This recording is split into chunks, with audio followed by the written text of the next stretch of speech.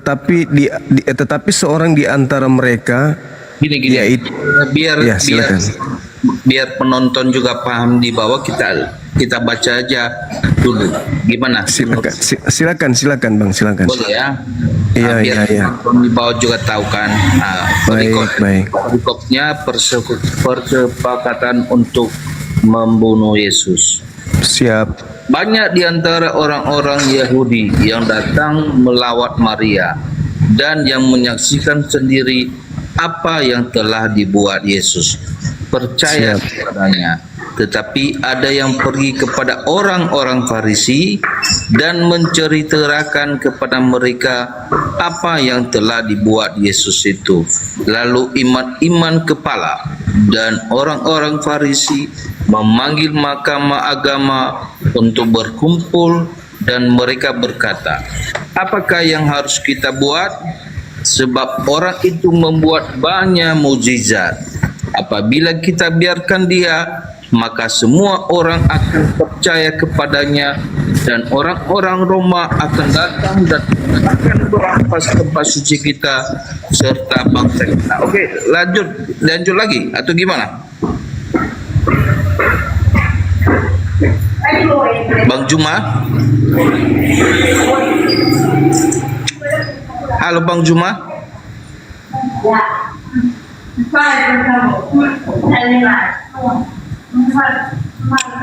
Halo Bang Juma?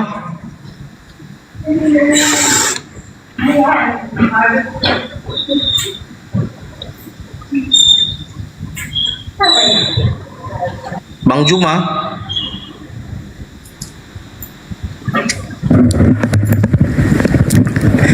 Iya, lanjut. Oh, oke Bang. Lanjut sampai. Iya.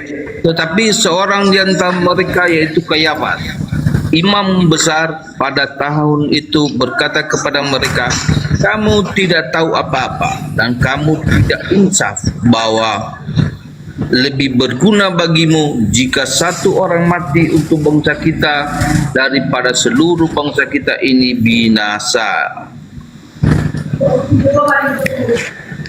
Iya.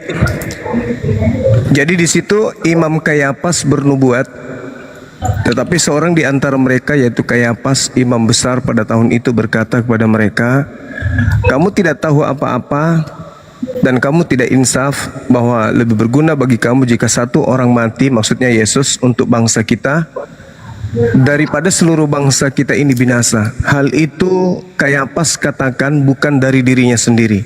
Nah, ini yang ingin saya tahu sebagai seorang Muslim kepada saudara saya Kristen. Kalau Kayafas itu tidak berbicara dari dirinya sendiri, lalu dari mana lagi? Apakah ilham, wahyu, atau ada semacam hikmah yang diberikan oleh Tuhan kepada dia, atau gimana Bang? Nah, jadi sepengetahuan saya, dia itu bernubuat. Artinya bernubuat itu bahwa sudah terjadi, ada sebuah sebelumnya, ada pesan, ada sebuah yang diyakinkan kepada dia bahwa ini akan terjadi ke depan, dan mungkin itu yang disampaikan oleh Imam Kayafas kepada orang Yahudi saat itu. Nah, itulah menurut iman saya dan menurut yang saya pahami dari cerita dari persepakatan untuk membunuh Yesus. Jadi Imam Kayafas di sini sebenarnya udah tahu bahwa ada nubuat tentang hal demikian. Begitu Bang Juma. Iya. Jadi hal ini dikatakannya bukan dari dirinya sendiri, tetapi sebagai imam besar pada tahun itu ia bernubuat bahwa Yesus akan mati untuk bangsa ini, untuk bangsa itu. Ya. Artinya nubuatan Kayafas ini itu dari Tuhan atau dari mana Bang? Ya, namanya imam kan. Imam itu dia itu kan imam orang Yahudi. Jadi imam agama Yahudi. Jadi dia itu sama seperti Nabi Musa. Dia menyampaikan sebuah pesan dari Tuhan. Begitu juga Begitu juga Imam Kayafas. Jadi sepertilah Nabi Musa, dia menyampaikan nubuatan Tuhan, dan Musa saat itu juga bertanya kepada Tuhan, bagaimana saya meyakinkan orang Yahudi Tuhan? Bagaimana saya meyakinkan orang Israel? Nah, Tuhan katakan, coba lempar tongkatmu ke apa yang kamu pegang itu Musa. Coba tempat ke tanah. Nah, tiba-tiba tongkatnya berubah jadi ular. Nah, jadi Tuhan tidak serta-merta langsung menampakkan diri kepada manusia, tetapi dia audible atau lewat suatu pesan, dan buatlah kepada siapa itu namanya Raja Mesir saat itu untuk bisa membebaskan orang Israel. Jadi Imam Kayafas itu sama seperti Musa menyampaikan pesan kepada orang Yahudi, tapi kan namanya juga orang Yahudi ya, sama keras kepala, dan mereka tidak percaya apapun nubuat-nubuat yang dikatakan oleh imam-imam mereka sendiri, dan itulah kita juga tahu ya, orang Yahudi itu salah satu orang Israel. Mungkin sampai saat ini mereka mengalami perang terus, karena mereka dalam hati mereka itu masih menanti-nantikan ya namanya Mesias itu. Tapi ya itu kan urusan agama orang Yahudi. Jadi ini urusan gitu Bang Juma. Oh baik, berarti Kayafas ini bernubuat atas petunjuk Tuhan bahwa Yesus itu mati untuk membebaskan bangsa Israel dari perampasan tempat suci dan bangsa Israel dari Roma ya Bang ya? Enggak lah. Di situ kan gini, orang Yahudi ketakutan terhadap apa yang diperbuat Yesus. Orang Yahudi ketakutan terhadap apa yang diperbuat Yesus. Katanya di sini dia banyak melakukan mujizat, dan takutnya banyak orang Yahudi percaya kepada dia, dan jadi mereka takut terhadap apa yang diperbuat Yesus itu, karena ya menurut mereka dengan Tuhan Yesus melakukan hal mujizat yang luar biasa di hadapan orang-orang Yahudi saat itu, dan takutnya mereka lebih percaya kepada Tuhan Yesus, dan makanya orang Yahudi, orang Farisi saat itu mereka mencari celah bagaimana Tuhan Yesus itu dihadapkan ke mahkamah agama untuk diadili, dan mencari celah apa yang kita jadikan dasar untuk dia berkasus kepada kita, begitu. Jadi Imam Kayafas sebenarnya sudah mengetahui akan hal itu dari nubuat-nubuat Tuhan, tapi itulah namanya sebenarnya hak dari orang Yahudi dan orang Farisi tersebut, kan mereka melakukan sebuah kehendak hatinya atau kehendak bebasnya dalam hal mereka jahat lah istilahnya, pikiran mereka jahat terhadap Tuhan Yesus. Mereka tidak menerima pengajaran Tuhan Yesus yang baik, dan semuanya mereka anggap itu salah. Demikian Bang Juma. Ya, artinya dapat disimpulkan bahwa mereka orang-orang Yahudi bersepakat membunuh Yesus itu karena mereka takut bangsa mereka dirampas Romawi. Dan bukan dirampas Bang, di sini bukan dirampas, tapi bangsa-bangsa Romawi akan datang kepada ke Israel untuk mendengar tentang Tuhan Yesus. Itu yang dikatakan di sini tadi, baru yang kita baca. Apabila kita biarkan Yesus, maka semua orang akan percaya kepada Yesus, dan orang-orang Roma akan datang dan akan merampas tempat suci kita serta bangsa kita.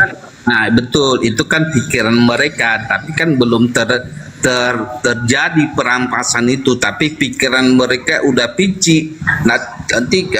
Nanti orang-orang Roma, contohlah kita orang Indonesia, Bali itu indah, tiba-tiba datang orang luar negeri, orang Eropa, orang Amerika mau datang ke Bali, kan pikiran pici kita kan, ya jangan-jangan nanti Bali dijadikan sebuah apa gitu kan. Mungkin itu juga, tapi itu kan hanya pikiran kita yang konyol, dan itulah pikiran orang Farisi ini sebenarnya di sini. Iya. kalau kita lihat cerita ini kan cerita ini netral bang. Di sini tidak ada doktrin, tidak ada kepentingan apapun.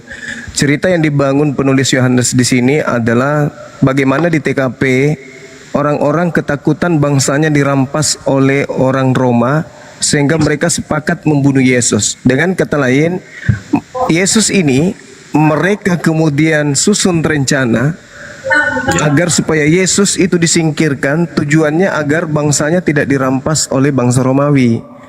Tidak ada karena unsur Adam mewariskan dosa, atau karena ada dosa waris, atau ingin nebus dosa. Murni mereka bersepakat ingin membunuh Yesus karena takut bangsanya dirampas oleh Roma. Itu yang ada di dalam cerita ini.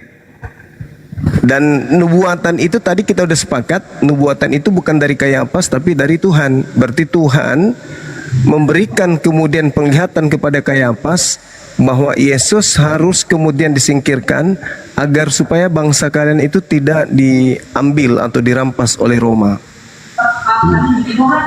Nah, itulah hal ketakutan yang luar biasa dari orang-orang Yahudi dan orang-orang pemuka agama atau orang-orang ahli kitab atau orang-orang Farisi yang sebenarnya mereka dihasut oleh mungkin mereka benci terhadap pengajaran Tuhan Yesus, dan mereka menghasut banyak orang. Dan dengan terjadinya penghasutan tersebut berarti Iman Kayafas mengerti bahwa inilah nubuatan yang sebenarnya dengan liciknya, jahatnya hati seorang manusia itu terbukti bahwa Tuhan itu mereka lawan sendiri. Jadi nubuatan yang dikatakan oleh Imam Kayafas kepada Iman Kayafas yang dia ketahui dan dia secara dari Tuhan, mungkin apa yang dia terima wahyu dari Tuhan, nubuat dari Tuhan itu, wah ini terjadi rupanya, ini benar. Padahal dia udah lama menerima pesan itu, tapi dia masih menunggu. Nah, itulah nubuatan. Mungkin dengan adanya kesepakatan imam itu, ya itu nubuatan itu jadinya terjadi. Bukan dalam arti nubuatan itu barusan aja, tapi udah ada sebelumnya dan Iman Kayafas sudah mengetahui, tapi kapan waktu dan tempatnya dia nggak tahu. Nah, itulah yang mungkin yang bisa saya jelaskan di sini. Ya, kalau di dalilnya bang, hal itu Kayafas katakan bukan dari dirinya sendiri, tetapi sebagai imam besar pada tahun itu Kayafas bernubuat bahwa Yesus harus mati, akan mati untuk bangsa Israel. Artinya kenapa dia akan mati? Agar supaya bangsa Israel tidak dirampas oleh Roma. Kan itu intinya di situ. Artinya bahwa tidak ada Imam Kayafas bernubuat untuk dosa waris. Semata-mata Kayafas sebagai imam besar yang mendapatkan petunjuk dari Bapak, Tuhan Bapak katanya, Yesus mati itu untuk supaya bangsa Roma tidak merampas bangsa Israel. Itu aja di situ. Tidak ada dosa waris, tidak ada penebusan dosa dan seterusnya. Itu di TKP terjadi begitu bang. Nah, jadi kita baca pasal 48-nya. Apabila kita biarkan dia, maka semua akan percaya kepadanya dan orang-orang Roma akan datang dan akan merampas tempat suci kita serta bangsa kita. Artinya di sini kan belum terlaksana apa yang ada di pikiran mereka. Mereka hanya mereka-reka hal-hal yang belum tentu terjadi. Seperti yang Abang Juma katakan, nanti mereka ketakutan dirampas apanya. Tapi kan bukan itu yang menjadi motivasi mereka sebenarnya. Motivasi mereka di sini sebenarnya banyak orang-orang yang percaya kepada Tuhan Yesus. Jadinya orang Roma akan datang ke Israel, ke tanah Israel jadinya. Jadi motivasi orang Farisi ini ketakutan kehilangan jemaat, mungkin ketakutan kehilangan para pengikut. Nah, begitu Bang Juma. Iya, artinya bahwa rangkaian keadaan yang diceritakan kemudian dalam Yohanes 11 ini, tak ada sedikit pun pada TKP indikasi orang-orang Yahudi, dalam hal ini ahli Torah, imam kepala, mahkamah agama, dan juga termasuk imam besar Kayafas membunuh Yesus itu karena dosa waris. Itu karena mereka ingin dibebaskan dari hukum Torah, atau mereka ingin melepaskan kutuk dari Gan Eden. Itu nggak ada, Bang. Kalau kita berbicara dosa waris kan beda lagi konteksnya, kita bicara dosa waris di sini. Nah, iya, maksud saya gini, saudara, kami Kristen itu diajarkan Yesus itu mati untuk nebus dosa. Padahal di TKP itu nggak ada. Yesus dinubuatkan ingin dibunuh oleh tuan rumah, oleh umatnya sendiri, karena umatnya takut bangsanya dirampas bangsa Roma, titik. Tidak ada unsur dosa waris, menebus dosa, pengganti domba, dan seterusnya. Itu nggak ada tertulis dalam Yohanes 11 ini. Latar belakang orang Yahudi ingin membunuh Yesus itu apa? Ternyata setelah kita baca latar belakangnya justru karena faktor geopolitik, bukan karena apa yang digaungkan di gereja gitu loh, Bang. geopolitik. Ya, bahwa kalau kita membiarkan Yesus bermukjizat, orang Yahudi akan semakin banyak percaya, dan kalau itu terjadi tak ada yang bayar pajak, maka bangsa Roma akan datang merampas bangsa kita. Itu loh, Bang. Jadi nggak ada dosa waris, melepaskan orang-orang dari kutuk Torah, menebus dari dosa, itu nggak ada. Latar belakang kejadian itu loh yang tercatat dan menceritakan seperti itu. Nah, itu kan beda. Itu saya bilang katakan tadi. Di sini kita bukan berbicara dosa waris. Kalau kita berbicara dosa waris dari tadi, kita hanya bicara nubuat iman Kayafas. Nubuat iman Kayafas itu dia juga tidak berbicara di sini tentang dosa waris. Mungkin di ayat lain ada tentang dosa waris yang memang dijatuhkan kepada Tuhan Yesus. Tuhan Yesus itu bisa dikatakan sebagai dalam iman kami ya, dia itu jadi Adam yang kedua. Adam yang pertama jatuh dalam dosa. Jadi Tuhan Yesus itu sebenarnya dalam iman kami, dia itu adalah firman yang jadi manusia.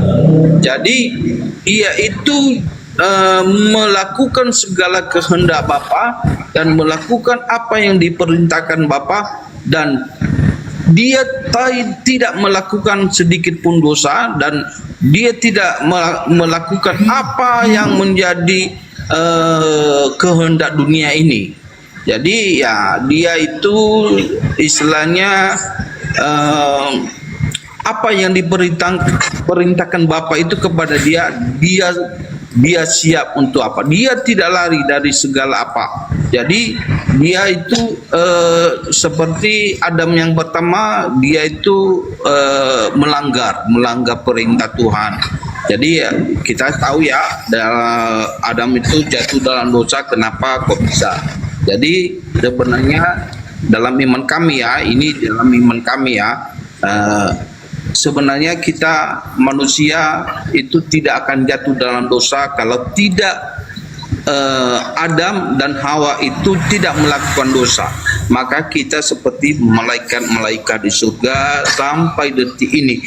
Tapi karena Adam dan Hawa jatuh dalam dosa, maka dosa waris yang mereka lakukan itu terjadilah sampai kepada kita saat ini. Itulah yang kami imani. Nah, jadi Tuhan Yesus datang ke dunia sebagai Adam kedua. Dia menebus segala apa yang terjadi tersebut, dosa-dosa tersebut. Dia pikul dalam penyaliban, dalam hal pembunuhan yang dilakukan kepada dia. Jadi itulah yang kami imani. Jadi kenapa dikatakan ada dosa waris? Karena dari awal Adam dan Hawa itu sudah jatuh dalam dosa. Itulah dosa yang kita wariskan. Bukan artinya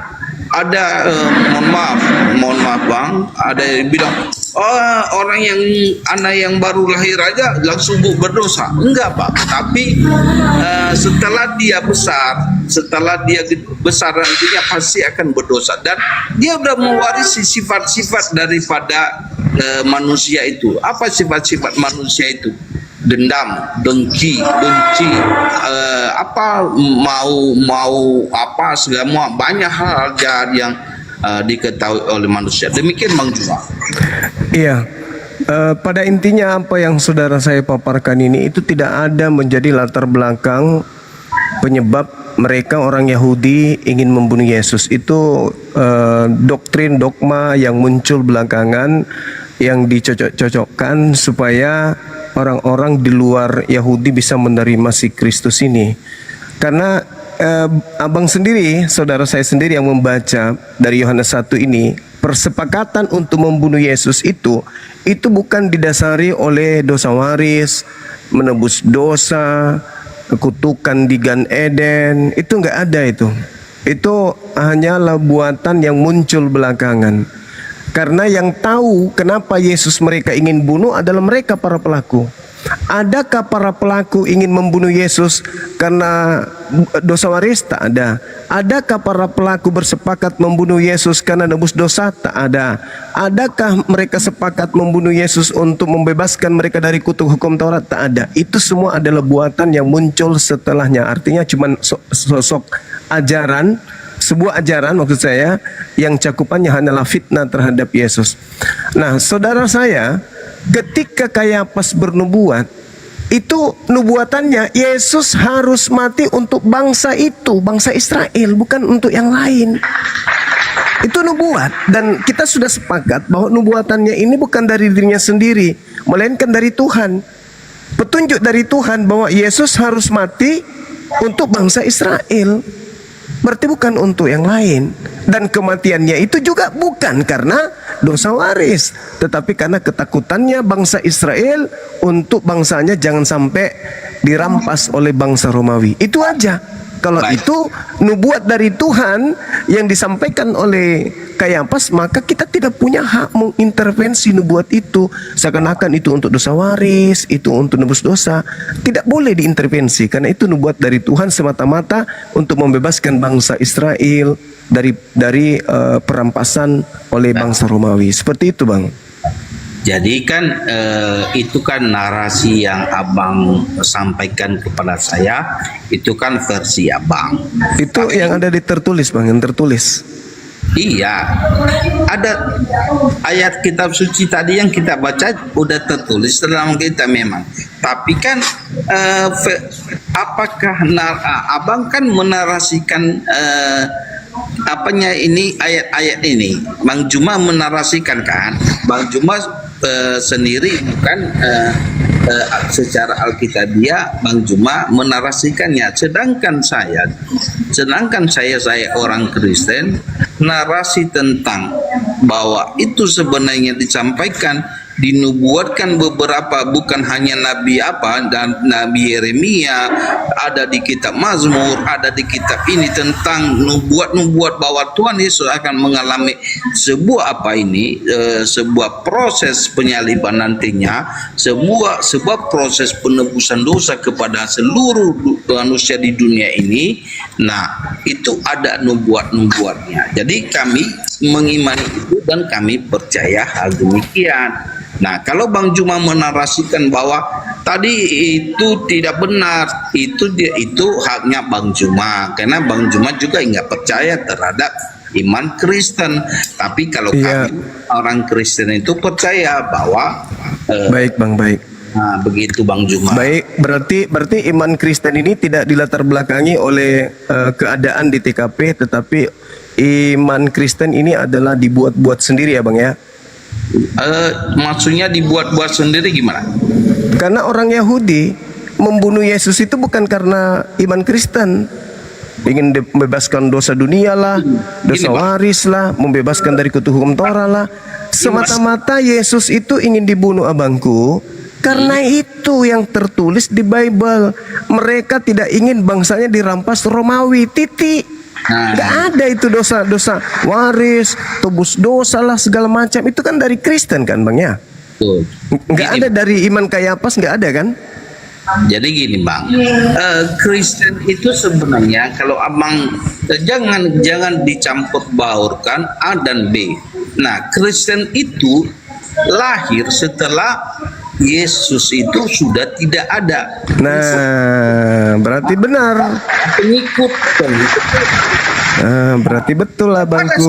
Udah Adalah- jelas ini. Hah? Udah jelas bahwa Kristen membuat nubuatan sendiri, karangan sendiri, sedangkan kejadian di TKP orang Yahudi yang melakukan eksekusi mati terhadap Yesus itu mendapatkan ilham dari Tuhan mereka bahwa Yesus mati agar bangsa mereka tidak dirampas Roma. Itu aja. Kita kan bicara Kristen, abang harus pisahkan dulu orang Kristen seperti saya ya, orang Kristen. Nah, saya baru percaya, saya mengimani, oh iya ya, betul. Begini alurnya.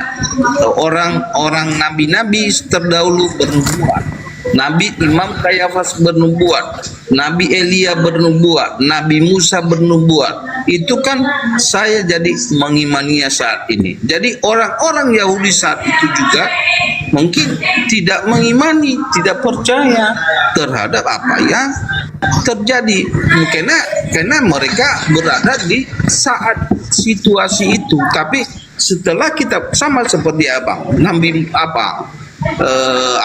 kita nggak percaya kalau belum terjadi. Nah itu kan mereka nggak percaya gitu loh.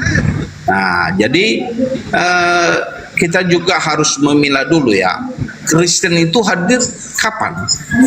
Apakah di saat Yesus disalibkan? Apakah di saat Yesus masih hidup udah ada Kristen? Nah, jadi kita harus pisahkan. Di saat Yesus hidup, Kristen itu belum hadir loh. Nah, kapan ada Kristen? Kapan ada Kristen? Setelah kematian Yesus. Hal lahirnya Kristen itu pengikut Tuhan Yesus. Kristen itu bukan agama sebenarnya, Bang Jumat. Iya, maksud saya gini, abangku. Saya paham kalau itu Kristen nanti muncul belakangan. Yang saya maksud di sini, konsep kekristenan itu kan dibangun di atas pondasi percaya Yesus mati untuk nebus dosa kan ya? Ya, betul. Nah, apakah nubuatan itu yang melatar belakangi dia dibunuh oleh umatnya? Ya. Di mana tertulis? Di mana tertulis di Yohanes 11 bahwa Imam Kayafas, Mahkamah Agama, imam kepala dan juga orang Farisi, orang-orang Yahudi sepakat membunuh Yesus karena ingin dosa mereka ditebus? Itu nggak ada, Bang. Mereka sepakat membunuh Yesus karena takut bangsanya dirampas Roma. Di pasal Ya, 53 mulai hari itu mereka sepakat untuk membunuh Yesus. Karena apa? Karena tidak ingin bangsanya dirampas Roma. Boleh Bukan saya karena ingin dosanya. Di mana dalilnya abangku? Imam kepala, orang Farisi, Mahkamah Agama sepakat membunuh Yesus karena ingin nebus dosa. Itu di mana tertulis? ada di pasal 51. Hal itu 51. itu katakannya bukan dari dirinya sendiri, tetapi sebagai iman besar pada tahun itu ia bernubuat. Untuk Berarti dia itu bernubuat, dia Untuk? sudah mendapatkan ilham sebelumnya. Iya. Dari Bahwa Tuhan, Yesus harus mati untuk bahwa Yesus akan mati untuk bangsa itu. bangsa itu siapa, Bang? Jadi gini Bang, Enggak, dalam bangsa itu siapa? Abangku, bangsa itu siapa? Yahudi. Yahudi. Nah, gini. Berarti kembali kepada tujuan awal. Kalau bangsa Yahudi, Nah, Yesus gini. harus mati untuk bangsa Yahudi supaya bangsa Yahudi dibebaskan dari Roma atau dibebaskan dari dosa. Jadi gini Bang, Abang harus Iya, Bang. Iya, lanjut. alur pikiran abang hanya abang berpikir begini, Tuhan Yesus itu mati untuk orang Yahudi, bukan sama orang Kristen. Itu pikiran abang kan? Itu yang tertulis, Bang, di situ. Iya, tapi Nah, terus? ingat, kita lanjutkan membacanya bahwa Iya. apa yang saat Yesus itu disalibkan, apa Iya. yang di Yerusalem itu ada namanya yang terbelah semua. Jadi Apa Tuhan Yesus terbelah, Bang? apa Tuhan Yesus katakan di akhir sebelum dia berisi motor. Sebelum dia naik ke surga apa? Jadikanlah bangsa-bangsa, seluruh bangsa-bangsa jadi murid saya. Jadi Tuhan Yesus sudah hadir, Bang. Itu cerita yang muncul belakangan. Ini yang kita bicara latar belakang, abangku. Latar belakang. Jadi mindset abang mengatakan enggak lah, maunya Yesus itu mati untuk orang Yahudi. Ya itu yang tertulis. Itu yang Tapi tertulis, Bang. Gini, kitab suci kami ini, kitab suci Al-Quran, kitab Bible. suci Alkitab itu kan isinya itu menceritakan tentang perjanjian baru dan perjanjian lama. Perjanjian lama dan perjanjian baru juga berisi tentang orang Yahudi, tetapi di dalam perjanjian baru semua sudah diperbaharui oleh Tuhan Yesus. Ini dia datang bukan lagi hanya untuk orang Yahudi, tapi dia datang untuk seluruh. Itu yang keluar dari kubur, abangku. Ini yang kita bicara, yang bicarakan ini latar belakang pembunuhan Yesus, Bang. Latar belakang pembunuhan Yesus itu karena bangsa Romawi takut bangsanya dirampas Roma, bukan dosa waris. Betul? Jadi gini, dan Betul, Bang. lagi ke dosa waris. Tadi saya sudah masalah dosa. Karena Kristen kan mengajarkan Yesus disalib untuk menebus dosa Kristen. Kan itu. Sementara Yesus disalib untuk membebaskan Roma dari Yahudi dari bangsa Roma. Mana yang betul? Itu Yahudi saat itu atau bangsa Roma saat itu nggak ada penjajah loh, dikatakan di dalam ayat ini. Tapi takutnya bangsa-bangsa Roma percaya kepada Tuhan Yesus dan mereka akan datang ke sini dan mereka merampas milik kita, sama seperti kita tadi nanti orang-orang Rusia datang ke Bali, orang-orang Eropa, orang Jerman datang ke Bali berwisata, mereka merampas mengapain tanah-tanah di Bali. Tapi kan nggak terjadi demikian, kita kan mendapatkan visa malahan. Tapi orang-orang Farisi tersebut otak mereka itu pici, saya bilang tadi pici, jahat terhadap Tuhan Yesus. Jadi begitulah menafsirkan hal demikian, Bang Juma. Bukan dalam arti. Kita kerucutkan, abangku. Kita kerucutkan. Orang Yahudi dipimpin oleh imam besar mereka Kayafas ingin membunuh Yesus karena agar mereka bebas dari penjajahan Roma atau perampasan tempat suci dari bangsa Roma, atau ingin dibebaskan dari dosa. Nah, itulah aku bilang tadi, Bang Juma, itu hanya sebuah pemikiran mereka, belum terjadi penjajahan. Lah kan mereka di bawah tekanan Romawi, Bang. Bang, kita coba baca dulu, coba ulangi. Bangsa Israel waktu itu di bawah tekanan bangsa Romawi, makanya Yesus itu disidang kepada kekaisaran Romawi yang ditempatkan di Yerusalem. Karena Yerusalem pada saat itu di bawah wilayah kuasaan Imperium Romawi. Makanya dikatakan bahwa lebih baik satu orang mati untuk bangsa kita daripada seluruhnya kita binasa. Maka imamnya bernubuat, Yesus harus mati untuk bangsa kita, bukan untuk dosa kita. Nah, pertanyaannya, Bang, supaya tidak ambigu, Yesus dinubuatkan mati untuk bangsa Israel atau untuk dosa? Untuk dosa manusia. Di mana itu dalilnya? Di mana dalilnya? Di mana Imam Kayafas bernubuat untuk dosa? Bentar ya, Bang. Iya, silakan. Bentar. Cari dulu lah. Agar dulu lah. Di mana dalilnya, Bang? Coba kita baca. Sebentar, Bang. Ini lopet HP ku, Bang. Oh, siap. Bentar ya. Aduh. Di Yohanes berapa itu? Di Yohanes apa tadi abang bilang? Di mana Imam Kayafas bernubuat Yesus harus mati. Itu bang, bukan itu bukan abang. Pertanyaan saya, Dosa. di mana Kayafas bernubuat Yesus harus mati untuk dosa? Di mana?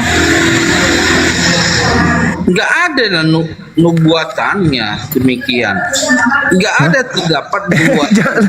Kalau tidak ada nubuatannya demikian, Abang bilang gini. berarti nubuatannya Yesus harus mati untuk Yesus? bangsa Israel agar bangsanya tidak dirampas Roma. Kan begitu abangku. Sementara Kristen mengusung Yesus mati disalib untuk dosa. Nah, di mana nubuatannya orang-orang yang ingin membunuh Yesus? Yesus harus mati untuk dosa itu di mana tertulis? Yesus mati ada di Yohanes itu bang. Ada di Yohanes mengenai bentar ya. Ini loh, dan siang. Bentar bang, bentar. Waduh.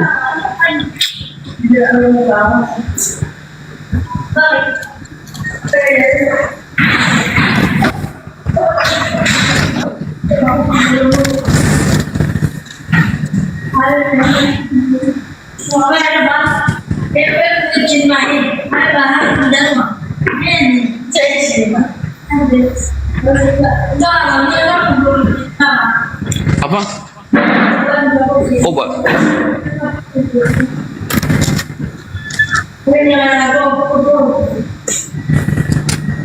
Gimana, Mak? Bang, bentar dulu bang ya.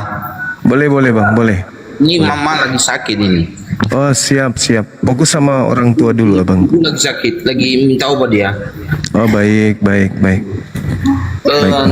boleh kita lanjutkan nanti. Boleh abang, boleh. Saya tunggu Ini abang. mama lagi sakit. Ini mama Oh lagi siap. sakit. Saya doakan Ini. semoga mama cepat sembuh, abang juga cepat sembuh. Minta obat. Siap. Nah, boleh kita lanjut nanti ya bang. Iya. Thank you bang. Ya. Salam kenal abang. Oke, sip.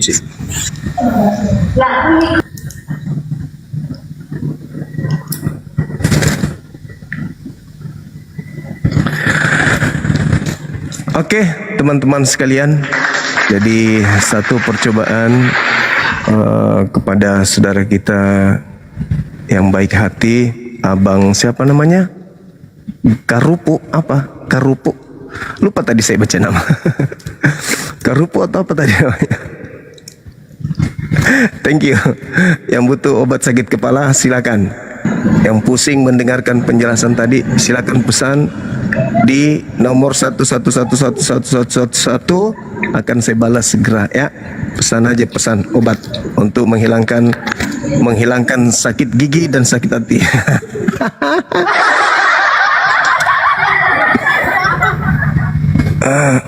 Ada yang naik nih. Oh, Remas, apa kabar Remas? Selamat malam Bang Suma, apa kabar? Baik. Malam juga. Bang Suma, kenapa saat diskusi sama orang awam kok nyaman sekali, lama sekali? Giliran sama saya kok nggak lama-lama ya Bang Suma?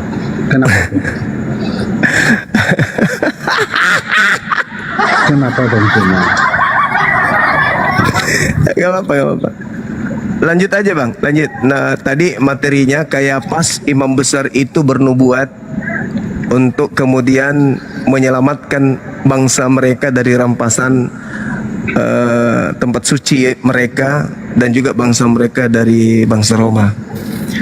Dan ternyata imam kepala mahkamah agama, ahli Taurat dan juga imam besarnya, pemimpinnya beserta dengan orang Farisi itu tidak ada kemudian bernubuat bahwa Yesus itu harus mati untuk dosa Kristen. Itu nggak ada bang. Mereka bernubuat sepakat membunuh Yesus itu karena pingin bangsanya itu tidak dirampas Roma. Dan ingat, Kayafas bernubuat itu bukan dari dirinya sendiri, melainkan dari Elohim katanya.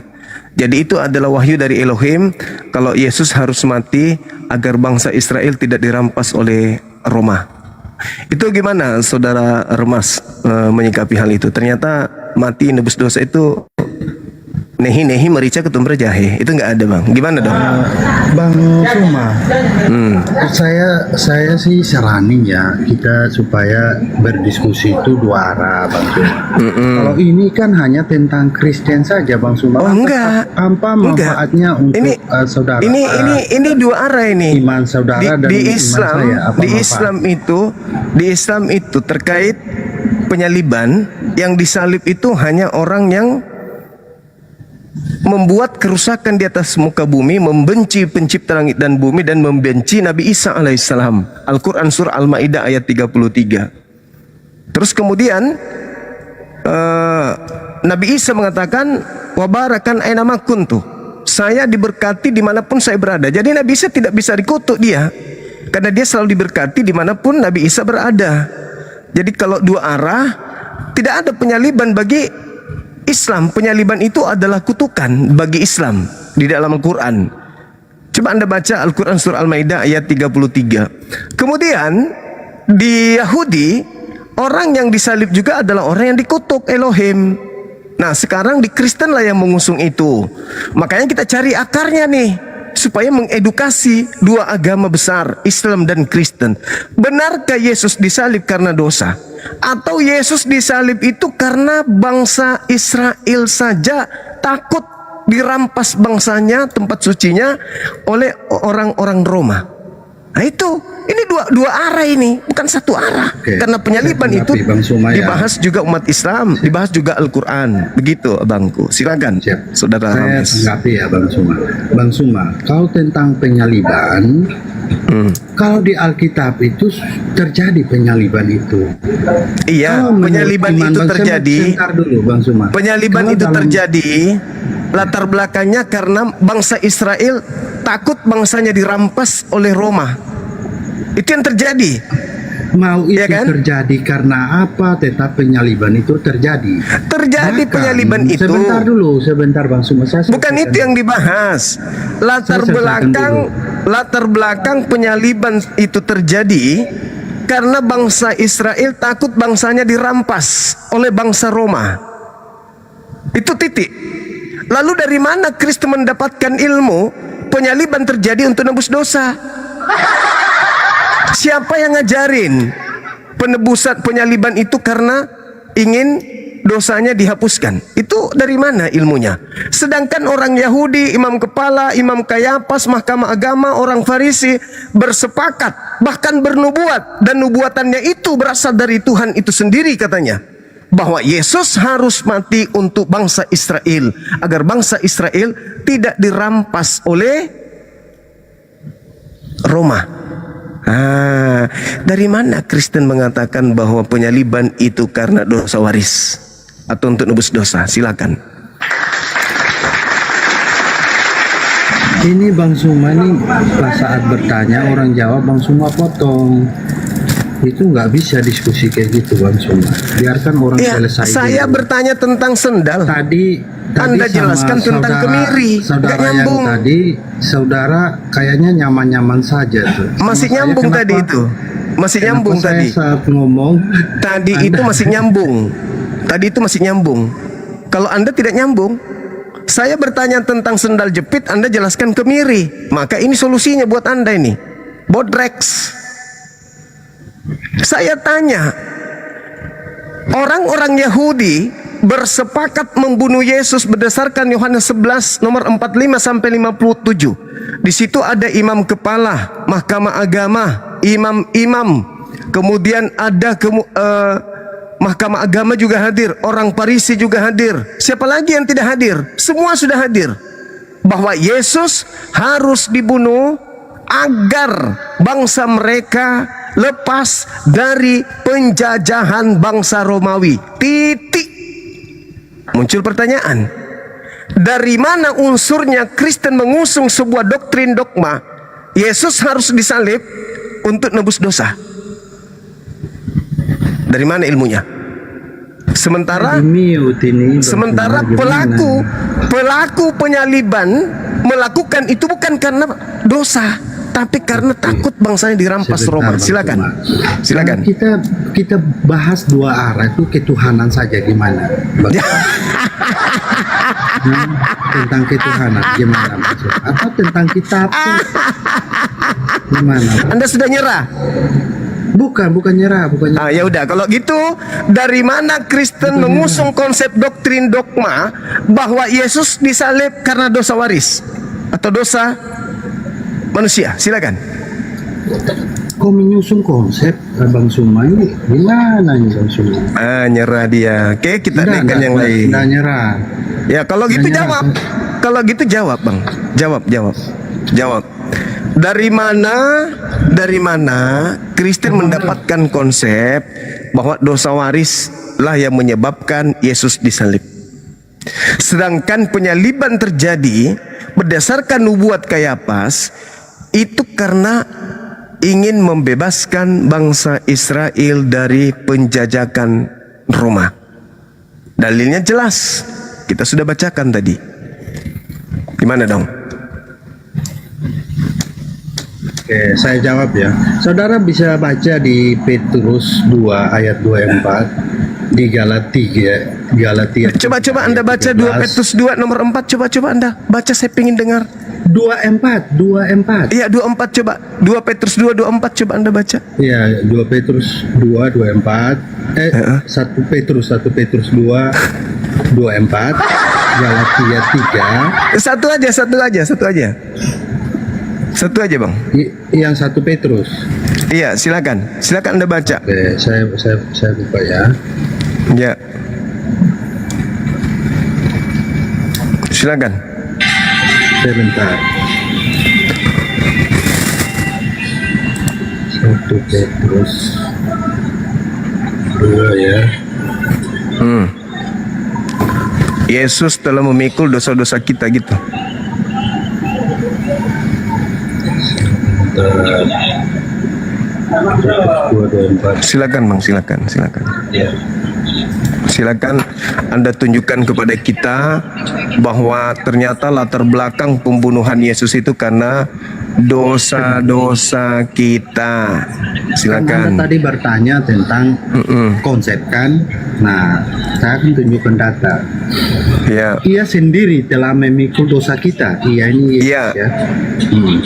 Di dalam Itu, tubuhnya Abang, itu Yesus ya. Pertanyaan saya, latar belakang bangsa Israel ingin membunuh Yesus itu di mana karena dosa? Anda nunjukkan 1 Petrus 2:24. Ingat, orang Israel bukan. Petrus orang Israel bukan. Ingat, buku Petrus ditulis tahun berapa? Saya tanya dulu Bang Suma. Tahun 81 Petrus orang sampai Israel tahun bukan? 89. Hei, pada saat persepakatan Dijawab dong. dengar. Saya jawab. Pada saat persepakatan membunuh Yesus, ada nggak Petrus di situ masuk? Ada nggak Petrus di situ hadir untuk kemudian memberikan masukan? Yesus harus mati untuk dosa kita. Ada. Buku Petrus itu ditulis tahun 81 sampai tahun 96. Sedangkan kejadian penyaliban itu, persekongkolan penyaliban terjadi di tahun 33. Nanti di tahun 81 sampai tahun 86 baru ada tertulis Petrus, itu pun kalau Petrus yang nulis. Sekarang yang saya tanya, latar belakang orang-orang Yahudi ingin membunuh Yesus itu apa? Untuk dosa Bang kita. Suma ngerti nggak pertanyaan Kata saya? siapa? Pertanyaan saya sederhana Bang Suma. Petrus orang mana Bang Suma? Petrus itu, kalau dia yang Anda maksud itu adalah Kefas, dia itu Petrus adalah orang mana? orang Yahudi. Bangsa Israel apa bukan? Bangsa Israel. Bangsa Israel. Bangsa Israel. Nah, Yang tadi Bang Suma tanya. orang Israel menyalib Yesus, latar belakangnya pada saat mereka melakukan persidangan mahkamah rapat kilat untuk persepakatan membunuh Yesus. Petrus ada nggak? Hadir nggak Petrus? Sementara buku Petrus yang Anda bacakan itu ditulis tahun 81 sampai 96. belum ada kemudian tulisan itu, orang-orang Yahudi sudah bersepakat membunuh Yesus, saudaraku. Paham sampai sana? Yang saya pertanyakan, latar belakang orang-orang Yahudi, mahkamah agama, orang Farisi ingin membunuh Yesus, tertulis di dalam Yohanes 11, itu latar belakangnya karena mereka takut tempat sucinya dirampas dan juga bangsanya diambil oleh bangsa Romawi. Saudaraku, sebagai seorang Kristiani, saya hormat sama kalian. Kalian muncul dengan doktrin dan dogma yang diperuntukkan untuk amanat agung, mengikuti Kristus, supaya kami umat Islam ikut menjadi Kristen kayak kalian. Tapi izinkan kami bertanya, adakah latar belakang Yesus ingin dibunuh oleh mahkamah agama karena nubuatan Imam Kayafas bahwa Yesus harus mati untuk dosa dunia? Ada? Ada? Ada? Ada? Ada nggak? Sekarang tadi Bang Suma mengatakan bahwa minta data orang Israel. Saya tunjukkan Petrus 1 Petrus 2 ayat 24. Bang Suma sendiri mengakui bahwa Petrus adalah orang Israel. Yang saya tanya orang-orang yang berkumpul, dengar. Bang Suma gimana nih? Murid-murid itu kan orang Israel, Bang Suma. Pada saat persengkongkolan menyalibkan Yesus, apakah murid-murid Yesus ikut bersepakat membunuh Yesus? Oh enggak. Cuma Yudas. Enggak. Terus kenapa Cuma kamu Yudas. bawa Petrus? Cuma Yudas. Kenapa kamu bawa Petrus? Kan Anda tadi bertanya tentang Saya bertanya, apa latar belakang? Apa latar Anda kan tanya belakang? tentang Apa latar belakang? tebusan dosa Apa kan? latar belakang Imam Kayafas, mahkamah agama, orang Farisi, imam-imam, rabi-rabi ingin menyalib Yesus? Karena sudah saya jawab tadi. Latar belakangnya apa? mereka karena mereka takut akan kehilangan jabatan mereka. Posisi Pintar sekali. mereka. Itu latar belakang mereka. Ya. Berarti Nah. tidak ada latar belakang mereka ingin membunuh Yesus karena dosa waris. Ada? Mereka menolak karena apa? Mereka tuh Enggak. Tidak percaya bahwa ada mereka ingin membunuh Yesus karena dosa, betul? enggak. Pintar sekali. Ini Itu dulu. mereka ya, itu Ini mereka dulu, ya, Pak tapi Drax. bukan murid ya, bukan murid. Lalu dari mana? Dari mana konsepnya? Pembunuhan terhadap Yesus itu untuk dosa. Yang lebih tahu, sekarang begini Bang Suma. Sedangkan- yang lebih tahu Yesus, sebentar Bang Suma. Yang lebih tahu Yesus adalah orang-orang yang ingin membunuh dia atau murid-muridnya, Bang Suma. Pembunuhan, ada nggak Petrus ingin membunuh Yesus? Saudara Pertanyaan dulu. jawab dulu. Ada nggak Petrus Singkat ingin ya, membunuh Yesus? sederhana Ada ya nggak pertanyaan Petrus? saya. Dengar dulu. Ada tidak Petrus ingin membunuh Anda Yesus? dengar dulu. Saya kasih Anda pertanyaan, harusnya Anda jawab dong. Iya. Pertanyaan Silakan. saya. Silakan. Imam-imam ahli-ahli Taurat yang ingin menyalibkan Yesus Iya. dengan tuduhan-tuduhan palsu, Mm. lebih dekat mana mereka atau murid-murid Yesus? Silakan. Murid jawab. Yesus, murid Yesus. Murid Yesus. Berarti yang Iya. lebih tahu Yesus apa? Yang lebih tahu Yesus murid Yesus. Murid Yesus. Nah, murid Yesus mengatakan bahwa ia sendiri telah memikul dosa kita di dalam tubuhnya di kayu salib, supaya kita yang telah mati terhadap dosa, ya, terhadap dosa hidup untuk kebenaran oleh bilur-bilurnya. Ya. Kamu telah sembuh. Sekarang Itu di mana perkataan muridnya. penyaliban itu? Di mana Itu penyaliban perkataan itu? muridnya. Muridnya Di mana lebih dekat. penyaliban itu ingin dilakukan, latar belakangnya itu di mana? Di mana penyaliban itu untuk dilakukan latar belakangnya, maksudnya Iya. gimana? Bahasa Indonesianya jelas dulu Bang Suma. Jangan diputar-putar Tatanan kalimat saya. Di mana latar belakangnya penyaliban itu untuk dosa itu di mana? Di mana? di mana latar belakangnya penyaliban itu untuk dosa. Ini kan Iya. terkata tadi Bang Suma akui, Bang Suma sudah di akui mana? bahwa yang lebih tahu Di mana adalah tertulis murid-murid. latar Kenapa- belakang kenapa orang-orang Bang Suma diam? Yahudi ingin menyalib Yesus karena dosa? Di mana tertulis? Bang Suma, tadi Bang Suma mengakui sendiri dari mulut Bang Suma mengatakan yang lebih tahu tentang Iya, Yesus saya sudah jawab itu. adalah Sekarang murid-murid di mana? Yesus. Di mana Sekarang saya murid-murid sepakat? tunjukkan kepada Di mana Bang murid-murid Suma, sepakat di 1 membunuh Petrus Yesus? 2, Di mana? murid yang mau membunuh? Udah ada, Anda istirahat, Anda di bawah. Loh, gimana? Anda di bawah, Anda di bawah. Anda tidak layak diskusi karena Anda tidak menggunakan akal. Anda menggunakan kepercayaan.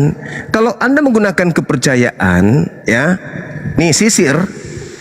Kalau Anda mengatakan ini adalah pisau, Anda akan ngotot ini pisau karena Anda menggunakan bukan logika, bukan akal. Anda menggunakan kepercayaan. Anda percaya ini pisau, maka Anda akan menjelaskan sehebat Anda, melilit lidah Anda untuk mengatakan ini pisau.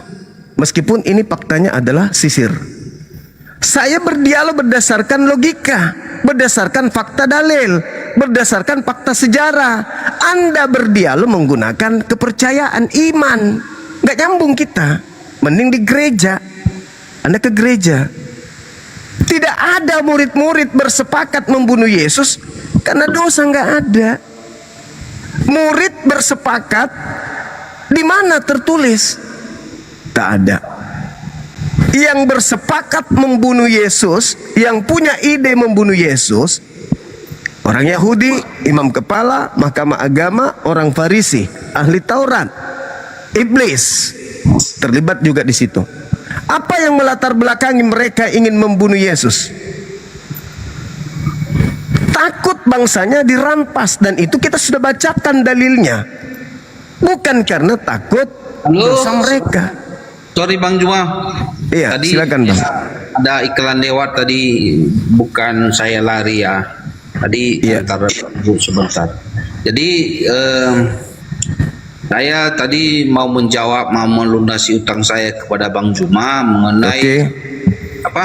Di mana sih terdapat, di ayat mana yang terdapat bahwa Iya. Yesus lahir untuk menebus dosa manusia. Jadi di sini terdapat di dalam 1 Petrus ayat 2 ayat 1 Petrus 2 ayat 24. Ia sendiri telah memikul dosa kita di dalam tubuhnya di kayu salib, supaya kita yang telah mati terhadap dosa hidup untuk kebenaran. Oleh bilur-bilurnya, Abang ngajakku buka kamera ya? Boleh kalau abang ini mau Iya. buka kamera, silakan. Mata saya lagi sakit Bang. Oh iya, Ini ya. Lagi apa? Jadi habis terpaksa. operasi. Makanya silau jadinya. Iya. Ya, jadi aduh, nggak bisa baca Alkitab jadinya Bang. Boleh saya tunjuk kamera aja ya? Boleh, boleh. Boleh ya? Boleh Bang. Jadi di situ tadi saya apa ya? Saya bayar utang, menjawab di mana ayat terdapat bahwa Tuhan Yesus akan menebus dosa-dosa manusia.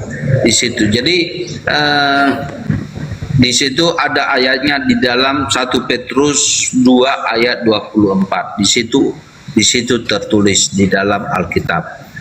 Jadi demikian menjual. Iya. Tadi saya sudah katakan bahwa buku Petrus itu ditulis di tahun 81 sampai tahun 96. Petrus tidak ada hadir pada saat persepakatan pembunuhan terhadap Yesus. Nubuatan yang ada pada Imam Kayafas yang bukan dari dirinya sendiri, ia berkata, Yesus harus mati untuk bangsa Israel dan untuk menyatukan anak-anak Elohim yang sudah terpecah kemana-mana.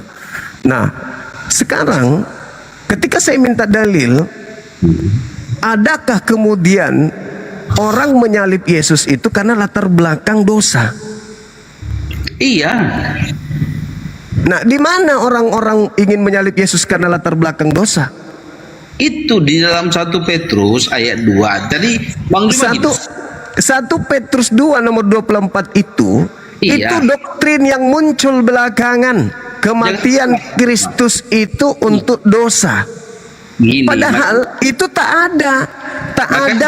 ada yang menyebabkan itu, yang itu menjadi indikasi penyebab sampai Yesus disalib. jadi gini, abang bernarasi seakan-akan abang benar gitu loh. Abang bernarasi, ya, jangan percaya, jangan kalian orang Kristen jangan percaya hal demikian. Nggak boleh kayak gitu Bang Juma. Jadi iman kami percaya. Bagaimana kalau ada orang yang menulis buku sekarang, Yesus disalib itu untuk melunasi utang-utangmu? Bentar. Ya sama aja Bang. Itu doktrin yang muncul belakangan. Yang saya maksud ini, orang-orang yang ingin menyalib Yesus itu karena apa gitu loh. Bang, Petrus itu tertulis dalam kitab novel atau Alkitab? Itu Bible. Nah ya Bible. udah. Ya kami Anda ngerti, Abang ini ngerti TKP enggak? Bentar abangku, sama halnya Bang Juma juga beriman kepada Al-Quran. Begitu juga kami bukan Iya, tapi itu. ini berbicara mengenai sejarah Abang. Latar belakang pembunuhan Yesus itu adakah karena dosa atau karena takut bangsa mereka dirampas Roma? Dilatar belakangi oleh dosa. Di mana dalilnya mereka membunuh Yesus karena dosa? Ini dia sendiri telah memikul dosa kita. Itu Petrus ada nggak di situ? Bernubuat dan bercerita Yesus harus mati untuk dosa kita. Ada nggak Petrus? Ini bangku, ini tertulis, makanya aku bilang tadi, ini bukan tertulis di dalam novel. Ini tertulis di dalam Alkitab kami, di dalam iman kami. Iya, saya mengerti Bang, mengerti banget. Nah, Tapi itu cerita yang dibangun belakangan. Nah. Sementara pelaku penyaliban itu, mereka menyalibkan Yesus bukan karena dosa, tapi karena takut bangsanya dirampas Roma. itu versi abang. Itu versi yang terjadi di TKP.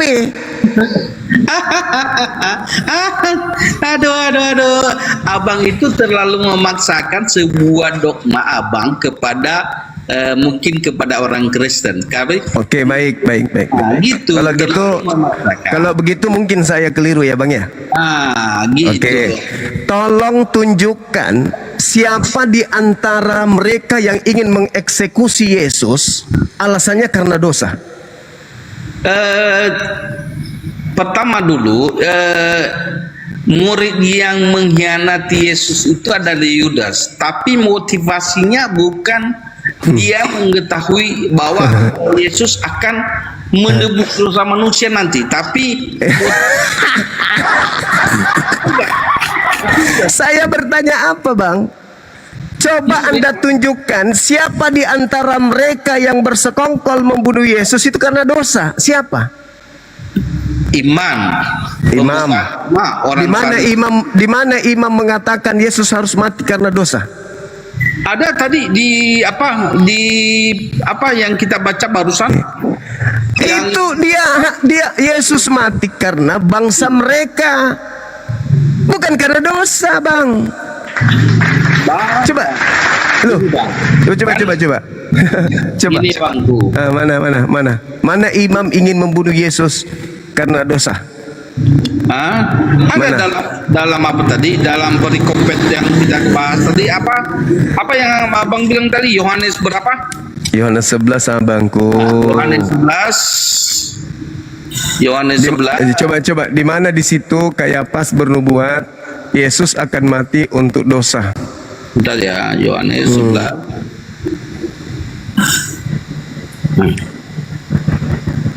Ada kan? Ini Enggak ada. bentar Bang, bentar. Saya lagi buka Alkitab saya, antara ini persepakatan untuk membunuh Yesus. Banyak yang melawat Maria. Nah ini dia. Tetapi ada yang pergi kepada orang-orang Farisi dan menceritakan kepada mereka apa yang telah dibuat Yesus itu. Lalu imam-imam, siapa imam-imam itu? Siapa? Imam-imam. Kenapa imam-imam, Abang? Kenapa dia imam-imam? Para ahli-ahli Taurat tersebut. Kenapa dia? Farisi tersebut. Kenapa mereka, Bang? Mengkhianati Yesus. Itu yang orang ingin mencelakai Yesus. Iya, kenapa dia? Apa latar belakangnya mereka ingin mencelakai Yesus? Iya, sama dengan hal apa keinginan mereka tadi itu apa? Karena apa? Takut, ketakutan, kehilangan apa mereka? Mungkin ya bisa mungkin jabatan mereka. Aduh, parah ini orang. Mereka takuti. Di mana mereka ingin membunuh Yesus karena dosa ada? Tadi kan udah kita baca 1 Petrus 2 ayat 24. Ada Petrus di situ ingin membunuh Yesus. Bang, abang Ada Petrus. Ada Petrus di situ. Ada Petrus di situ ingin membunuh Yesus. Bang, Petrus itu bukan membunuh Yesus. Yang kutanya, latar belakang orang-orang ini bersekongkol ingin membunuh Yesus itu karena apa? Bang Juma mengerti kitab Petrus atau Petrus? Abangku, Kitab Petrus. latar belakang penyaliban itu apa? Aduh, abang itu nggak paham. Jadi Kristen di mana-mana penyakitnya sama. oke, bang. Ini benar. Bodrex, Bang, Bodrex. Aku ada bisnis, aku jualan model juga. Bah, pantasan. Jualan barang. Kalau mau bang. Latar belakang imam kepala mahkamah agama, orang Farisi, orang Yahudi ingin menyalib Yesus itu latar belakangnya apa? Karena bangsa mereka atau karena dosa?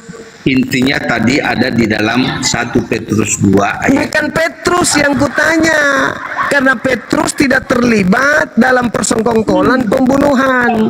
Itu doktrin yang muncul. Yang saya tanya, latar belakang orang Yahudi, imam kepala mahkamah agama, orang Farisi, iblis ingin membunuh Yesus karena takut bangsa mereka dirampas Roma atau karena dosa mereka? Ya Allah, ya Rabbi, ya Allah. Bang Juma ini lucu juga ya orangnya. Petrus itu tidak terlibat, tapi kan bukan maksudnya Petrus terlibat. Iya, kalau tidak terlibat saya tidak tanya Petrus, abangku. Saya nggak tanya Petrus. Yang saya tanya latar belakang orang Yahudi ingin membunuh Yesus itu apa? Karena dosa kita, bangku. Karena Di dosa. mana dalilnya orang-orang itu menyalib Yesus karena dosa kita? Iya, itu terdapat di dalam kitab 1 Petrus 2 ayat 24. Siapa yang mau menyalib Yesus karena itu? Siapa? Itu Itu siapa?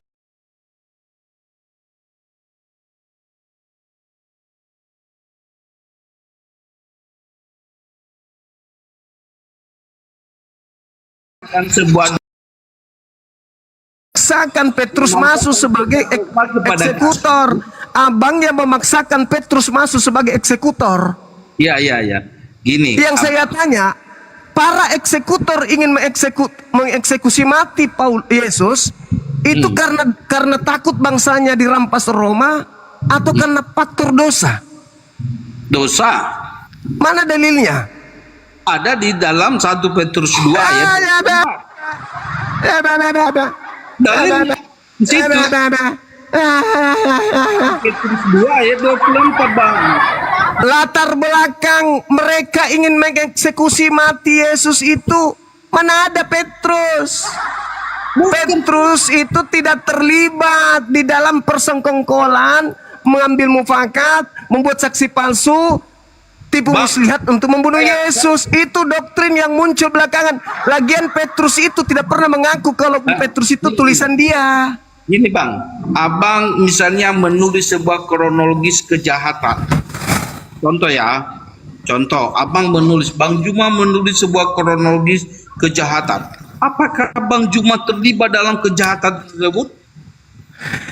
Yang tahu tentang latar belakang mereka membunuh Yesus itu pelaku atau pengarang cerita? Saya tanya dulu Abangku, sama abang, dengar. Yang tahu latar belakang mereka ingin mengeksekusi mati Yesus pelaku atau pengarang yang tidak ada di TKP? Kita ke arah situ. Abang Juma misalnya menulis sebuah kronologis kejahatan. Apakah Bang Juma terlibat dalam kejahatan Nah, tersebut? sekarang pertanyaan saya, dengar. Sekarang yang tahu latar belakang yang tahu latar belakang Yesus itu disalib, yang menyusun kronologi yang sudah terjadi atau pelaku? Aku belum abang jawab pun pertanyaanku. Abang Juma misalnya menulis kronologis kejahatan seseorang. Apakah Yang terjadi puluhan tahun lalu. Saya tanya dulu sama abang, buku Petrus itu ditulis tahun berapa, bang? Saya jawab dulu pertanyaan saya. Abang, Petrus itu buku ditulis tahun berapa? Tahun berapa ditulis? Menulis sebuah kronologis, menulis sebuah riwayat. Apakah Petrus terlibat? Tidak. Tidak kan? Ya Tidak. udah.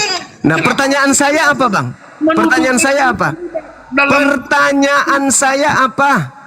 Hah? Pertanyaan apa? Pertanyaannya apa? Udah abang jawab kan, Petrus yang terlibat. Latar belakang orang-orang ingin menyalib Yesus apa? Dosa. Dari mana Anda tahu? Saya dari 1 Petrus 2 ayat 24. Dari mana Petrus tahu? Dari dia itu kan murid Tuhan Yesus.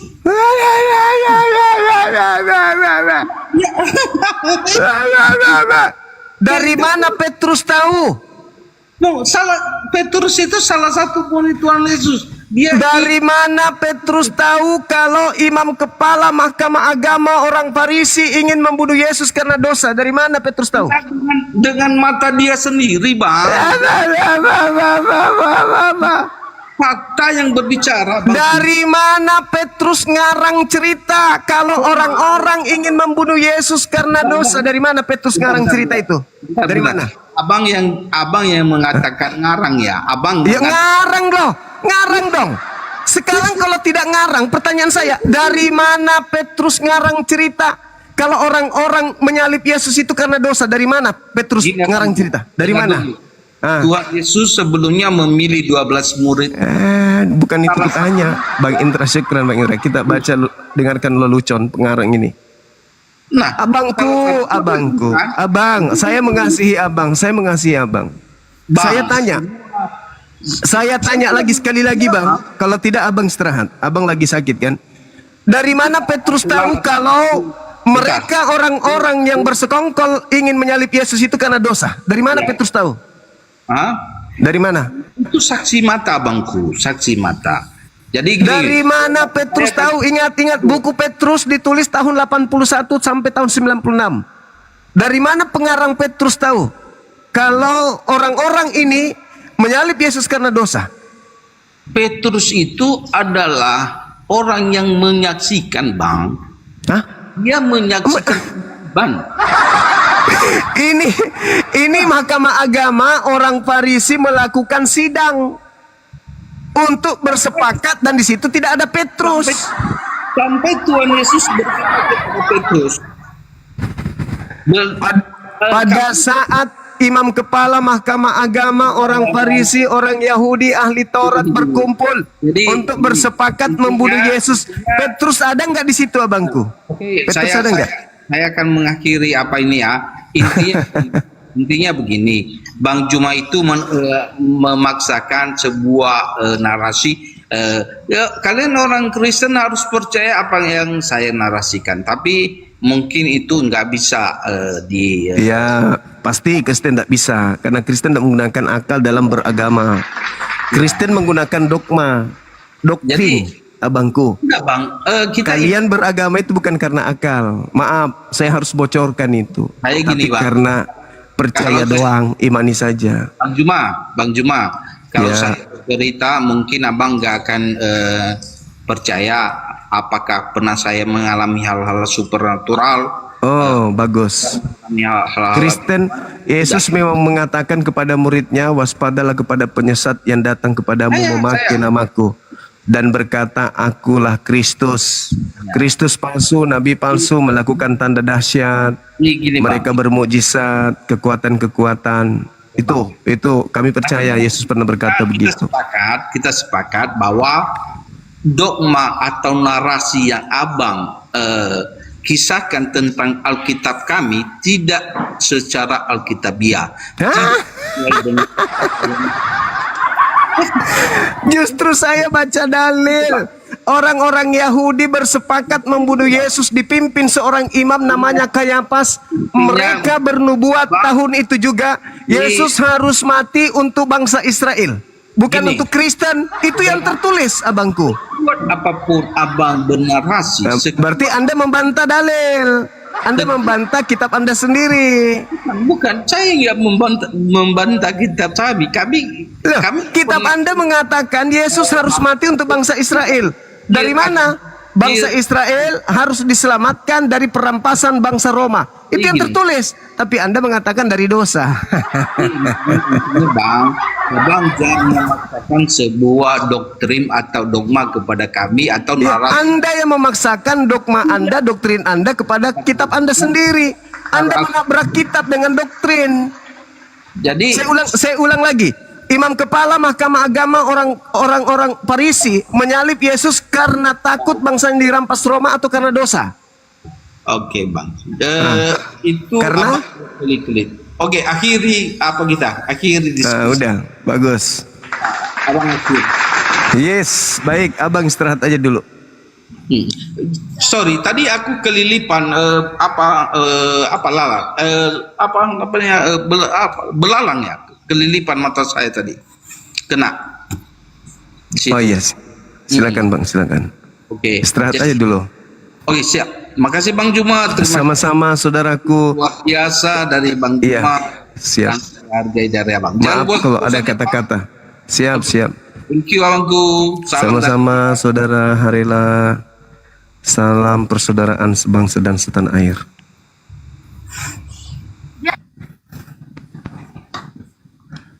Halo. Halo. Halo Abang Juma, selamat malam Bang Juma. Malam juga kawan. Ya, terus semangat mewartakan Injil Bang Juma ya. Yo, betul sekali. Hanya lawan-lawan diskusi saya aja yang nggak percaya Injilnya sendiri, Bang. Itu Jadi gini Bang Juma, kendala kalau saya itu Bang di situ. Kendala saya Bang karena Juma- yang punya Bible tidak percaya Bible-nya. Itu aja. Ya betul. Tapi sayangnya Bang Juma belum masuk Kristen itu. Kalau untuk masuk Kristen kayaknya sulit, Bang, karena saya otak masih berfungsi. Kecuali kalau otak saya sudah rusak, mungkin. Selama otak saya masih waras, tidak mungkin saya masuk ke agama yang menyembah kepada makhluk kuburan. Maaf ya, Bang ya. Ya, artinya gini Bang Juma. Siap. Kalau Bang Juma mewartakan Injil ya, mewartakan Injil yang benar, tetapi Bang Juma sendiri tidak mengikutinya, namanya perjuangan yang sia-sia gitu loh. Saya justru Sia-sia, mengikutinya, Bang. Saya mengikutinya bahwa Yesus Jadi dinubuatkan. sebaiknya Bang Juma untuk mewartakan kebenaran yaitu Injil ya, atau Alkitab yang sebenarnya menurut Bang Juma, sebaiknya ya Bang Juma ya jadi pengikut Yesus lah, kan begitu. Saya pengikut Yesus anak orang-orang Maria, Bang. percaya gitu loh. Bukan pengikut Yesus yang keluar dari kubur, karena itu dua Yesus yang berbeda. Ya. Itu dua Yesus yang Artinya berbeda. gitu Bang Juma. Jadi memang begini Bang Juma, kalau di dalam kitabnya Bang Juma sendiri kan memang wajib untuk memiliki kitab Alkitab kan. Ya, kalau kita baca di Al-Quran itu kan begitu. Perintah Allah itu beriman pada Taurat, Injil dan Zabur. Injil dan Zabur. Perintah Allah loh. Bukan Bang Juma. Bible, bukan Bible, Bang. Ya. Itu Terus? perintah Allah loh. Artinya perintah Allah itu wajib dikerjakan gitu. Jadi Tapi tidak bukan boleh menolak. kalau kitab Begitu. yang wajib kami imani itu kitabnya Yahudi, Bang, bukan kitabnya Betul. Kristen. Artinya gini Bang Juma, kalau Bang Aduh. Juma sekarang menghafal Bicara sendiri nih. Alkitab, isi-isi Alkitab, itu sudah benar. Artinya itu namanya Islam yang Kembali sejati. ke tema, Bang, boleh? Gitu loh. Boleh Artinya kembali. Bang Juma itu Islam yang sejati. Mengikuti Boleh kembali ke perintah tema, Bang. Al-Quran. Saya nggak bisa digiring untuk jadi gila, Bangku. Maaf. Boleh kembali ke tema? Oke Bang Juma, saya jawab ya. Saya jawab statement Bang Juma yang mengatakan apa alasan pemuka-pemuka orang-orang Farisi terus apa namanya itu Pilatus, Kayafas atau segala macam itu membinasakan Yesus ya. Apa alasannya? Kan Iya. gitu toh. Siap. Alasannya adalah karena di depan Pilatus Yesus mengakui dirinya sebagai Allah. Bohong. Ya. Itu Itu bohong. alasannya. Itu bohong. Jadi itu dengar dulu kesaksian. Bang Diam. Juma. Ketika dia diadili di depan Boleh diam. Pilatus, dengar dulu, Boleh diam. dengar dulu, Boleh Bang diam. Juma. Boleh diam. Nih, dengarkan saya, Bang. Dengarkan saya. Sebelum Yesus ada di depan Pilatus, apa yang mereka lakukan? Sabar dulu. Sebelum Yesus berada di depan Pilatus, apa Ya, yang mereka lakukan? Pertama dia ditangkap. Ya. Lalu kemudian Dia mereka ditangkap. melakukan apa? Melakukan apa supaya Yesus itu diberi hukuman? Mereka melakukan apa? Pertama dia ditangkap. Kedua, Ya, dan kedua, dibawa ke Kayafas. kedua, Ya. Kedua, setelah Kayafas tidak menemui kesalahan apapun pada dia, mereka melakukan, serahlah dia ke Pilatus. Ya. mereka Di melakukan depan apa? Pilatus, Mereka di melakukan depan apa? Pilatus dia diadili. Pilatus Ya, tidak menemui mereka- kesalahan apapun pada dia. oke. Tetapi Bang Juma, orang-orang Farisi selalu menuntut, mengintervensi Pilatus supaya Yesus yang tidak bersalah, Yesus yang tidak berdosa itu harus dihukum atau disalibkan. Itu intervensi orang-orang Farisi, pemuka-pemuka agama. Itu Boleh tidak karena Abang kalau apa? saya bicara Kenapa Abang? alasannya? Dengar dulu. Kalau Bang Abang, Juma boleh nggak kalau mengatakan, saya bicara apa alasan- apa yang saya bicarakan itu masuk di otaknya? Boleh nggak? Abang ini kalau saya bicara bisa nggak bahasa saya itu masuk di otak Abang? Jangan gurui saya, karena saya lebih pintar Bible daripada Abang. Abang cuma doktrin, saya berdata berdalil. Sekarang Jadi orang itu- dengar bicara sendiri nih host moderator, turunkan kalau dia ngomong sendiri. Kalau abang tidak mau mendengarkan saya, abang dibawa. Ini bukan gereja dan saya bukan orang Kristen. Orang Kristen Ya, sesama Kristen, artinya Anda boleh jawabannya bohongi, sudah jelaskan. Saya Anda turunkan boleh nggak bodohi, Anda boleh Saya- tipu, tapi sama saya tidak bisa bang. Gak boleh abangku. Ini tak ajarin ya, abang dengarkan di bawah. Yesus melakukan banyak mukjizat. Ini stasiun pertama. Stasiun pertamanya adalah Yesus banyak melakukan mukjizat. Lalu ada di antara mereka yang menyaksikan mukjizat Yesus ini datang kepada orang-orang Farisi. Orang Farisi mengumpulkan mahkamah agama, imam kepala, ya, dan imam besar pada saat itu. Itu yang kedua. Mereka kemudian bersepakat membunuh Yesus untuk supaya bangsa mereka jangan dirampas oleh Roma. Yang ketiga, lalu supaya Yesus itu dibunuh, apa yang mereka lakukan? Satu, melakukan tipu daya. Dua, kesaksian palsu, tipu muslihat. Nah, salah satu tipu muslihatnya itu adalah menuduh Yesus melakukan penghujatan terhadap Elohim karena mengaku sebagai anak Elohim. Padahal itu kesaksian palsu. Kenapa? Yesus sudah menjawab dalam Yohanes 10 nomor 24, 25, 26. Bukankah di dalam kitab Tauratmu dikatakan siapapun yang diserahi tugas untuk menyampaikan firman maka dia adalah Allah, dan apa yang telah ditetapkan oleh Elohim tidak bisa dibatalkan. Masihkah kau mengatakan aku menghujat Allah dikarenakan aku mengatakan aku adalah anak Elohim? Tidak. Aku menyatakan aku Elohim, aku Allah karena aku sedang menyampaikan firman Tuhan. Itu klarifikasi Yesus. Jadi itu bukan alasan sampai Yesus disalib, itu bukan alasan. Itu cuman kesaksian bohongan, kesaksian palsu. Matius 26 nomor 4, Matius 26 nomor 59, Markus 14 nomor 1. Itu nggak bisa Anda pungkiri. Tak ajarin tuh. Jadi latar belakang mereka ingin membunuh Yesus sampai mereka kemudian rela melakukan kesaksian palsu, tipu muslihat agar membunuh Yesus karena ketakutan terhadap Romawi, bukan ketakutan terhadap dosa.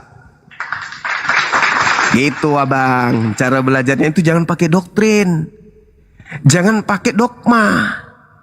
Jangan Anda menginginkan kemudian ampas kelapa yang sudah basi dan membuang mutiara, jangan. Mutiaranya itu ilmu. Mutiara itu ilmu. Ya. Barang-barang kudus itu adalah sabda-sabda Yesus. Tolong, sabda Yesus itu kan jelas tuh. Bahwa apa yang terjadi, dia berdoa kepada Tuhannya. Dan harus terjadi kehendak Tuhannya. Adakah Tuhannya berkehendak agar ia dibunuh? Tak ada. Yang berkehendak ia dibunuh adalah imam kelapa. Kok iman kelapa pula? Begitu saudaraku. Ya. Jadi tolong pakai ilmu, jangan pakai pakai dogma. Ya.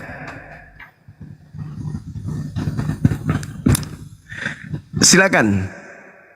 Yang mau naik tapi pakai ilmu, jangan pakai ini, jangan pakai kebencian. Selamat malam Bang Zuma. Malam. Boleh buka kamera? Bang Zuma. Iya, itu Allah SWT itu siapa Bang Zuma? Allah SWT Tuhan Negeri Mekah itu siapa? Boleh buka kamera Bang? Iya, saya tanya Allah SWT Tuhan Negeri Mekah itu siapa? Boleh buka kamera?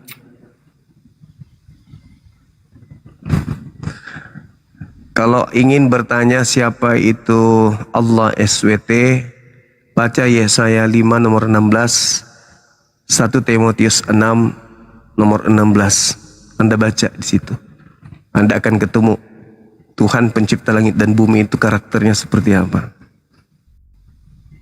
Jangan kerasukan setan gitu ya. Jangan Bang, santai aja. Bang Suma, kita diskusi santai aja. Saya nggak akan bertanya iman Bang Suma. Serius. Itu kan iman saya. Bahwa Yesus itu tidak disalib, itu iman saya. Iman saya Yesus itu tidak disalib. Hanya maksud saya tidak gini, dibunuh. begini. Yesus itu diangkat ke langit, diselamatkan oleh pencipta langit dan bumi ketika terancam oleh iblis untuk dibunuh. Tuhan penyelamat menyelamatkan Yesus. Silakan bertanya sepuasnya Bang Suma, silakan. Masalahnya kamu turun, masalahnya kau nggak bisa menjawab. Nggak Bang, nggak. Saya tidak butuh orang yang bodoh tapi sombong. Maaf, Anda saya turunkan. Waduh. Iya Bang, maafkan saya Bang ya. Saya butuh orang yang pintar Bang, bukan yang ini. Moderator mohon diturunkan. Minta ditanya tapi ilmu nggak ada. Kalau ada ilmunya sih ya wajar, bagus. Saya bertanya sama orang berilmu nggak apa-apa. Memang saya orangnya suka belajar kok. Tapi sama dia saya mau bertanya.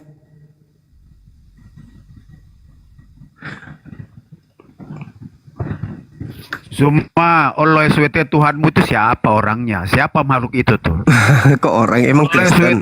Allah SWT Tuhanmu itu siapa dia? Siapa dia? Maksudnya siapa itu Anda ingin melihat wujudnya? Tuhan saya bukan makhluk. Tuhan saya bukan manusia, bukan mayat. 21 ayat 91 kan di situ bukan anak dikatakan, bayi. Aku hanya diperintahkan bukan sepupunya Yohanes. Bukan Bang, itu bukan. siapa? Sesuai surah 27 ayat 91.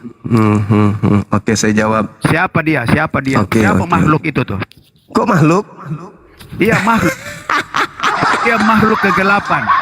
Dia Yaudah, makhluk menentang kebenaran. Dia makhluk abang di bawah. menentang Yahweh. Abangku yang ganteng, Anda di bawah, abangku. Kodong, kasihan ya teman-teman, karena melihat keadaannya menyembah makhluk yang merangkak dari kuburan, maka dia menginginkan pencipta langit dan bumi juga menjadi makhluk.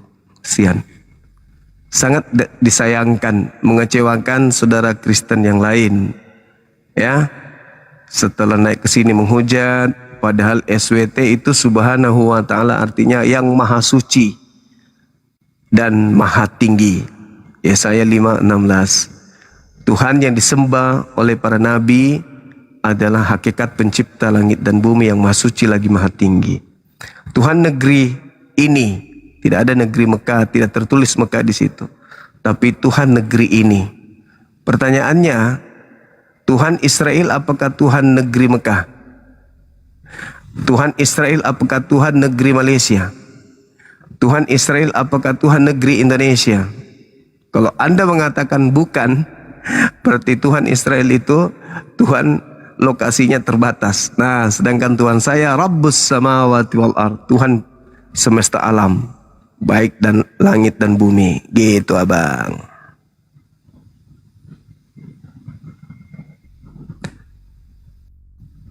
Oke, sahabat yang dimuliakan oleh Allah, silakan kalau masih ada yang ingin berdiskusi, silakan naik. Waktu dan tempat disilahkan.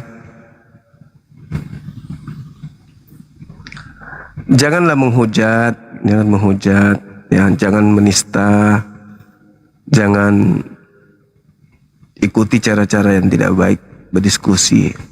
Ini agama yang kita bahas. Agama ketika kita bahas jangan sama ketika kita membahas tentang yang lain. Kalau kita membahas agama, ya sejatinya kita perlihatkan sisi yang baik dari agama kita. Masa bertanya aja kesurupan? Gimana kalau dijawab, ditanya ya?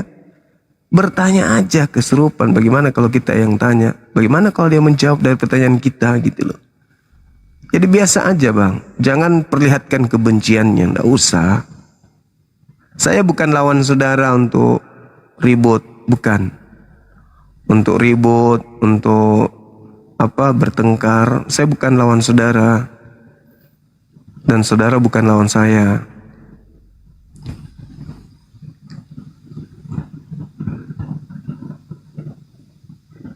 Dan saya tidak sedang mencari lawan untuk bentrok fisik. Hanya ingin bentrok logika, berpikir sehat. Nah, kalau ada teman-teman yang ingin bentrok logika, silakan ke atas sini. Jangan berkelahi gitu loh. Masa sesama anak bangsa berkelahi? Janganlah. Santai aja napa.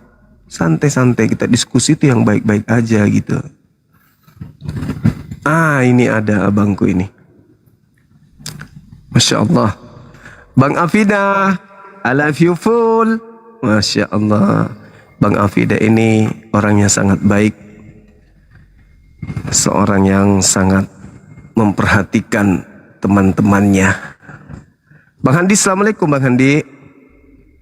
Waalaikumsalam warahmatullahi wabarakatuh. Bang Marwo ternyata lupa saya. Iya Tadi Bang. tuh Oten tuh berapa kali tadi tak naikin itu. Kirain bisa diskusi. Iya Bang. Tadi saya keliling Komal. Semua sudah ada para narasumbernya dan hebat-hebat. Saya teringat ada Komal saya ternyata. Ada akun sahabat Bang Suma. Bukalah. Tapi ini panas sekali mi HP Bang. Oh ya? Iya, nanti suruh Akang buka. Habis ini kita tutup di sini. Boleh. Iya. Tapi sebelum ditutup Bang Juma, kalau yang tadi kan udah dijelaskan itu karena faktor politik, karena faktor takut diambil kekuasaannya gitu ya. Iya. Itu jelas. Kalau di Al-Quran itu apa makna Nabi Isa alaihissalam tidak disalib? Maknanya apa di sana? Ya, ketika kemudian orang-orang Israel menolak pengajaran Nabi Isa alaihissalam, dikatakan mereka membuat makar. Wa makaru wa makarallah wallahu khairul makirin. Allah membalas makar mereka. Allah membalas makar mereka dan Allah adalah sebaik-baiknya pembalas kejahatan. Nah, sehingga ketika Nabi Isa mereka inginkan untuk celaka, Allah menyelamatkan. Wa ma qatalu wa ma salabu walakin syubbiha lahum. Jadi Nabi Isa itu tidak disalib. Tidak disalib. Nah, sekarang permasalahannya adalah coba kita lihat sudut pandang dalil yang ada ya di Yohanes 11 tadi. ketika orang membuat kesepakatan untuk membunuh orang yang benar, yang mengajarkan jalan keselamatan, mereka berkongkol-kongkol membunuh orang tersebut, untuk membunuh dengan alasan mereka takut perekonomian terganggu, mereka takut bangsa mereka dirampas. Itu alasannya tuh, sehingga mereka melakukan tipu muslihat. Mereka berkongkol-kongkol untuk melakukan kesaksian palsu untuk mencelakai orang benar tadi. Kira-kira apakah itu dibenarkan oleh Tuhan? Tentu tidak. Makanya Nabi Isa diangkat. Makanya mereka dihukum. Wa qaulihim, karena ucapan mereka maka mereka dihukum. Itu fakta, itu real. Hukumannya apa? Ya itu tadi. Dan anehnya, ketika Al-Quran mengatakan mereka dihukum karena ucapan mereka, implementasi dari Quran ini benar-benar kita mundur kembali pada TKP. Ada kondisi di mana Yesus juga berpesan, waspadalah kepada penyesat yang datang kepadamu memakai namaku. Jadi apabila ada orang berkata ada Mesias di sini, ada Mesias di sana, jangan kau percaya. Tapi mereka faktanya apa, Bang Andi? Percaya loh, Bang. Percaya. Percaya. Nah, inilah yang disebut wallahu khairul makirin. Allah pembalas sebaik-baik kejahatan. Pembalas kejahatan yang sebaik-baiknya. Itu fakta. Coba, waspadalah kepada penyesat yang datang kepadamu memakai namaku dan berkata, akulah Mesias. Mereka akan menyesatkan banyak orang. Jadi apabila ada orang berkata ada Mesias di sana, ada Mesias di sini, jangan kau percaya. Sebab Kristus palsu dan nabi-nabi palsu akan datang melakukan banyak tanda yang dahsyat dan mujizat-mujizat dan kekuatan-kekuatan sekiranya mungkin menyesatkan banyak orang. Pertanyaannya, ketika Yesus ditanya di Bukit Zaitun, Guru, apa tanda kedatanganmu? Sebelum Yesus menjawab tanda kedatangannya, lebih dulu Yesus mendahului. Waspadalah agar kalian jangan disesatkan. Tuh. Sebab akan datang banyak penyesat memakai namaku, tetapi tidak membawa tanda itu. Kalau aku yang datang, aku akan nampak di tengah langit. Seluruh manusia akan melihat aku. Seluruh manusia akan melihat aku. Itu kata Yesus. Ketika ditanya apa tanda kalau kamu yang asli ini yang datang. Jawab Yesus, manusia seluruhnya akan melihat aku di tengah langit. Kedua, matahari menjadi gelap, bulan tak bercahaya, bintang berjatuhan, kuasa langit bergoncang. Nah, kalau itu tidak terjadi dan ada orang mengaku bertemu dengan Mesias, Mesias itu pasti palsu. Kalau tidak ada tanda itu, maka jangan percaya. Oke, murid turun dari Bukit Zaitun, berjalan, tak. Belasan, puluhan tahun berikutnya bertemulah dengan Paulus. Hei, murid Yesus, ya paman, aku bertemu dengan Mesias ketika aku ke Damsyik. Nasihat Yesusnya, Bang, percaya atau jangan percaya? Jangan percaya. Jangan percaya. Ketika itu orang ini mengajar keliling sampai ke Indonesia, nasihat Yesus masih berlaku. Percaya atau jangan percaya? Jangan percaya. Tapi kenapa mereka percaya? Wa makaru wa makarallah wallahu khairul makirin. Wa qaulihim, karena ucapan mereka maka aku hukum mereka. Hukumannya di mana? Di dunia dan di akhirat. Makanya berat. Jangan percaya tapi mereka percaya. Makanya mereka disesatkan. Nasihat Yesusnya jangan percaya, mereka malah percaya. Nah, makanya ketika kita membawa data Yohanes 11 tadi, di situ Imam Kayafas bernubuat, tahun itu juga Imam Kayafas bernubuat bahwa Yesus akan mati untuk bangsa itu, dan bukan hanya untuk bangsa itu, akan tetapi untuk anak-anak Elohim yang sudah berpencar terpecah belah kemana-mana, untuk disatukan kembali. Berarti Yesus dinubuatkan mati untuk bangsa Israel saja dan juga keturunan Yakub. Bukan karena dosa, bukan karena menebus dosa, bukan karena kutukan di Ganbi Eden, bukan karena menebus kutuk hukum Torah, bukan karena ingin menanggung atau menebus dosa-dosa. Itu nggak ada itu. Nah, makanya tadi teman kita itu kesulitan, malah dia bawa 1 Petrus 2 nomor 24. Itu ditulis tahun berapa? Petrus nggak ada di TKP. Tidak ada di TKP. Nggak ada di TKP. Dan itu ditulis tahun 81 sampai tahun 96. Iya 30 tahunan lah sesudah Yesus nggak ada ya. 30 tahun bang. 30 Iya. tahun. 33 ke 81 itu berapa tahun? 50-an. Iya 50-an ya. 50-an tahun. Baru ditulis. Baru dikatakan. Dosa-dosa kita.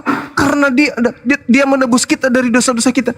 Lah, latar belakang penyaliban itu nggak ada itu. Kok ada muncul tiba-tiba? Siapa yang mengatakan itu kepada penulis Petrus? Kalau bukan doktrin dan dogma. Itu Bang Handi, Masya Allah. Tapi Bang kalau Handi. saya bisa memberi komentar bahwa ini kan tentara Romawi memang kan ajarannya memang dari nenek moyangnya adalah memang seperti itu. Makanya dia bawa itu kasus, dia robah di negaranya. Kalau menurut saya, Ya, betul. supaya kepercayaan mereka ini laku, terus menjual nama yang satu ini gitu. Nah itu. Makanya ketika dia kembali ke Yerusalem, Paulus di dalam Lukas 20, Kisah Para Rasul 21, Paulus bertobat kan? Dari mengajarkan makan babi, tidak bersunat. Bertobat kan dia? Iya. Bertobat dia. Di Kisah Para Rasul 21 nomor 15 sampai nomor 26. Paulus bertobat kawan-kawan. Dan itu sering-sering saya suarakan, saya sampaikan kepada teman-teman yang lain. Bahwa kenapa Paulus bertobat dan kenapa Paulus mentahirkan diri gitu loh. Mentahirkan diri dan mempersembahkan persembahan. Kira-kira apa yang dipersembahkan Paulus ketika mentahirkan diri? Manusia? Bukan. Yesus? Bukan. Jadi hikmah yang kita bisa petik dalam diskusi ini adalah sebagai orang muslim bahwa orang soleh Nabi Isa alaihissalam itu diselamatkan, yang dihukum oleh Allah Subhanahu wa taala, Allah pencipta alam semesta adalah orang jahat atau orang solim. Itu kan hikmahnya. Betul ya? Betul sekali, abangku. Betul sekali. Betul sekali. Di luar daripada itu nggak ada embel-embel lagi ya bahwa ditebus dosa kita dan lain-lain, nggak ada. Cuma Nggak hikmahnya ada. di situ aja. Iya, itu nggak ada bang, nggak ada. Sampai diadopsi seluruh negara ini bahwa orang yang tidak bersalah itu tidak boleh dibunuh. Ya, betul. Nah itu sekali. intinya. Ya, jadi tidak ada ajaran yang muncul mengatakan bahwa Yesus itu disalib. Tidak ada ajaran yang bisa kita lihat. Maksud saya, tidak ada konsep orang-orang Yahudi, imam kepala, imam Kayapas, orang Farisi menyalib Yesus karena dosa. Itu nggak ada. Mereka menyalib Yesus semata-mata karena takut bangsanya, tempat sucinya dirampas oleh Roma. Itu aja. Nah, muncullah kemudian Kristen. Di dalam Kisah Para Rasul 24 nomor 5, Paulus ini adalah penyakit sampar yang telah menyesatkan seluruh orang Yahudi di dunia yang beradab, dan dia adalah tokoh dari agama Kristen. Gitu Bang Handi. Ya saya pernah dengar ada ajaran Dewa Molok itu minta persembahan manusia. Ini ada urusannya nggak di sini nih? Ya, itu dia Bang Handi, di Imamat 18 itu. Itu jelas itu. Janganlah kau mempersembahkan anak-anak manusia kepada Dewa Molok. Sebab aku sendiri yang akan melawan mereka. Aku sendiri yang akan melenyapkan mereka. Tak boleh. Nah itu Bang Handi. Jadi ketika orang-orang Yahudi, orang-orang Farisi ingin menghabisi Yesus karena ketakutannya kepada penguasa kala itu, ya kalau kita berpikir sih itu wajar.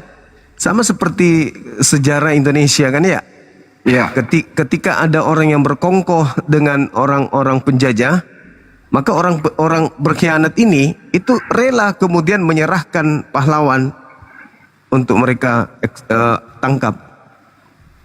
Rela daripada habis Nusantara ini dihabisin sama musuh, mending kita serahkan aja ini para pejuang-pejuang, bocorkan rahasianya. Imam Bonjol sembunyi di sana, Jenderal Sudirman ada di situ bang, tangkap. Tapi setelah itu jangan rampas bangsa kami ya. Mereka aja ya, si Pitung ambil semua itu semuanya. Nah, tapi jangan ambil bangsa kami ya. Oh iya, mana mereka? Di situ sembunyi. Nah itulah yang terjadi. Wajarlah yang terjadi. Nah sekarang pertanyaannya, apakah Elohim yang mengasihi anaknya ini membiarkan orang-orang ini mengeksekusi mati anaknya? Kan tidak. Nah, itulah yang terjadi. Islam datang meluruskan kaidah itu. Tentu tidak. Elohim itu justru memerintahkan malaikat turun bantu tuh dia di bawah tuh. Nah, itu kan. Betul sekali, pintar. Bang Handi pintar sekali. Mana ada orang manusia biasa datang malaikat membantu dia untuk menguatkan ya. Kan dia berdoa iman. tuh. Iya Kan berdoa. Betul. Di Lukas 22 kan dia berdoa 4344. Lalu malaikat Tuhan, maka malaikat Tuhan turun memberi kekuatan kepada Yesus, sehingga ia semakin bersungguh-sungguh berdoa dan peluhnya seperti titik darah yang jatuh ke tanah. Gitu. Malaikat turun membantu Yesus.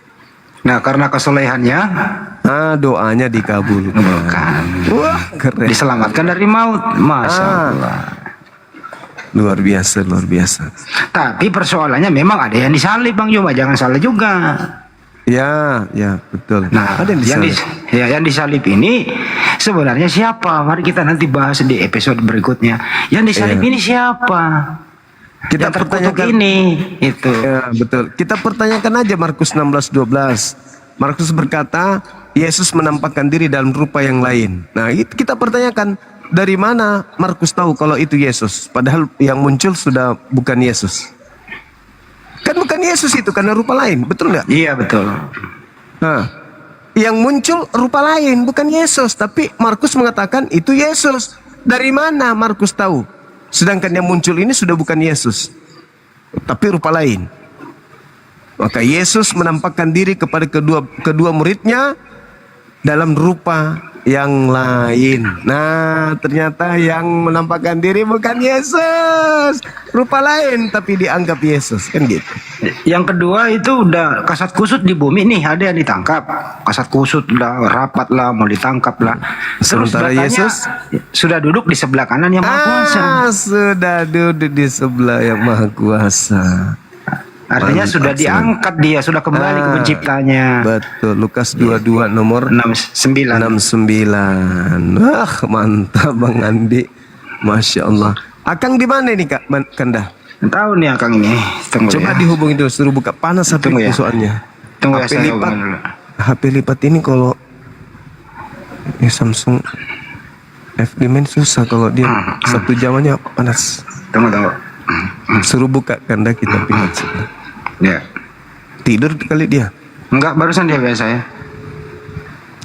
Ya teman-teman, kita bergeser ke Akang habis sebentar lagi ya. Kita lanjut di sana ya. Soalnya HP saya panas. Tunggu, belum. Belum ya? Ya. Ada yang nanya Bang Juma. Siap. Bang Juma itu menguasai ilmu begini itu bakat apa belajar? Belajar lah. Oh, kirain bakat. Bakar kapang. Saya umumkan juga nih teman-teman ya. Dalam rangka menyambut bulan suci Ramadan, insya Allah nanti di Masjid Nur Maulida, Masjid Nur Maulida di Bolangi, Sulawesi Selatan, kantor pusat API, itu nanti diadakan kajian Islam atau memakmurkan masjid sebulan penuh. Kajiannya adalah buka puasa bersama, tarawih bersama, sahur bersama, dan 1 kali 24 jam itu memperkuat akidah Islam, terutama pembinaan mualaf teman-teman. Ya, insya Allah saya juga kebanyakan bulan suci Ramadan ini berada di rumah Hobbit, di masjid kita. Ya.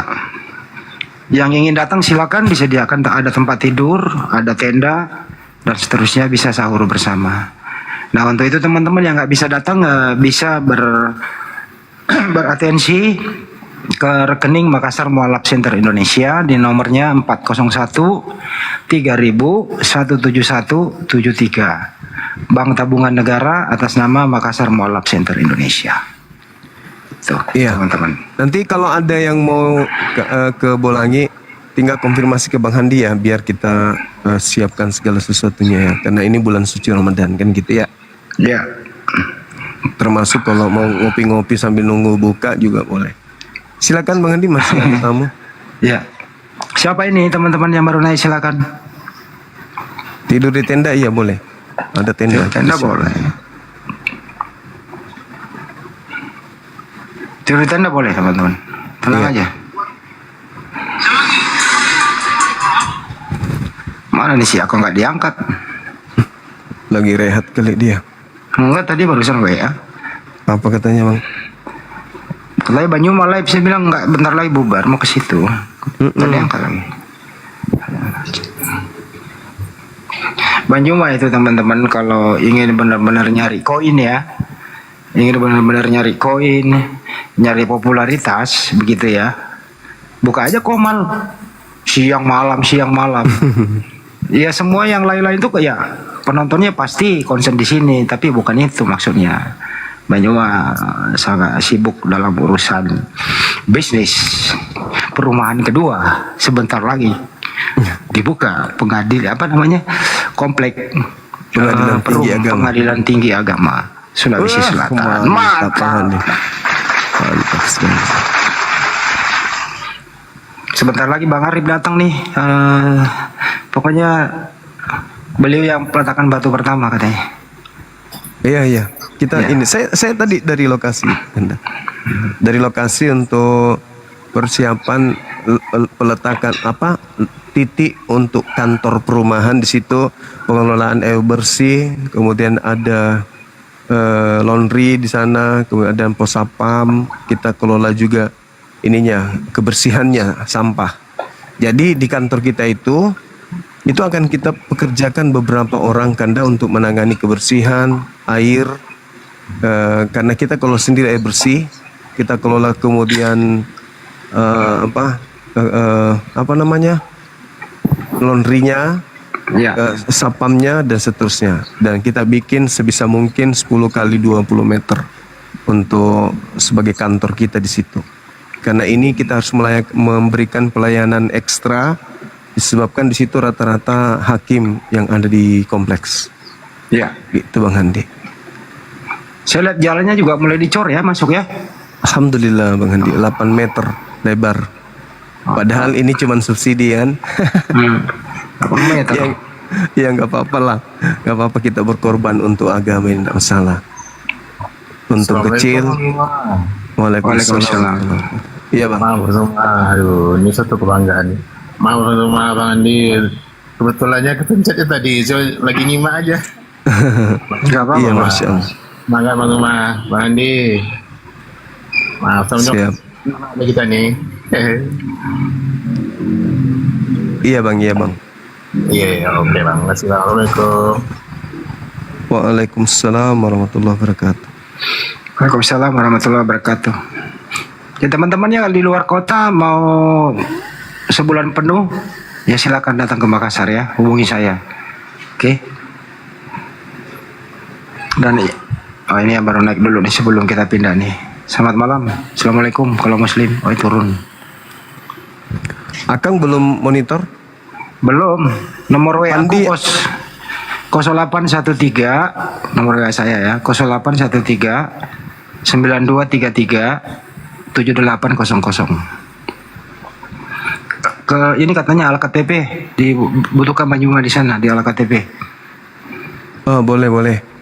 Jadi Oke. sahabat-sahabat, kita tutup di sini ya. HP saya panas gitu ya. Makasih atensinya sudah kembali di Komal kita, sahabat Bang Zuma. Mudah-mudahan hari-hari kedepannya kita bisa kemudian untuk Mana? Pandi katanya mau, seperti dulu ini. Pandi mau naik katanya untuk polo sebentar, mana? Oh, boleh. Tunggu. Silakan. Mana? Oh ya, tahu masih ini namanya nih. Mana? Bener depan di. Hendra Kombo. Tahu pesan Mana? si sama tuh iya. Dek, Udah si saya Yusuf terima dah. nggak bisa.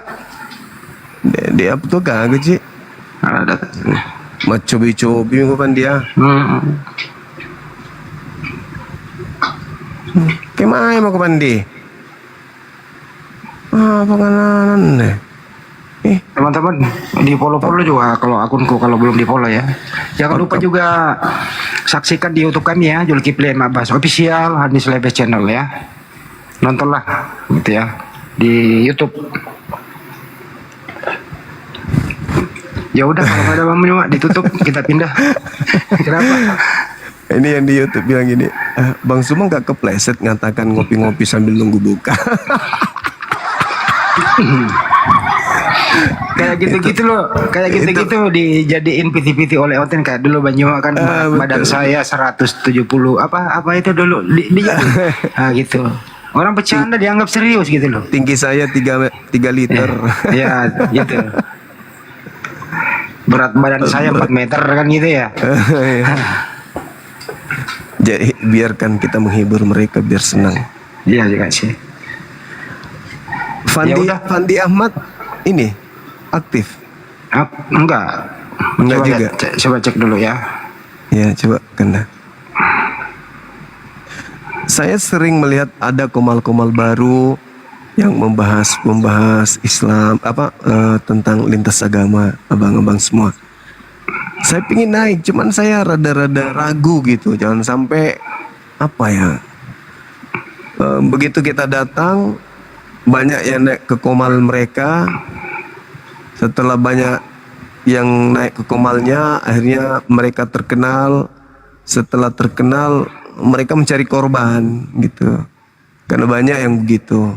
Kita tidak tahu, tidak pernah jumpa Kopi Delta, kemudian tiba-tiba kita ke komalnya dia, baru kenalan di sana, orang-orang pada datang follow dia, sampai orang-orang sudah follow dia, akhirnya mereka bisa live sendiri.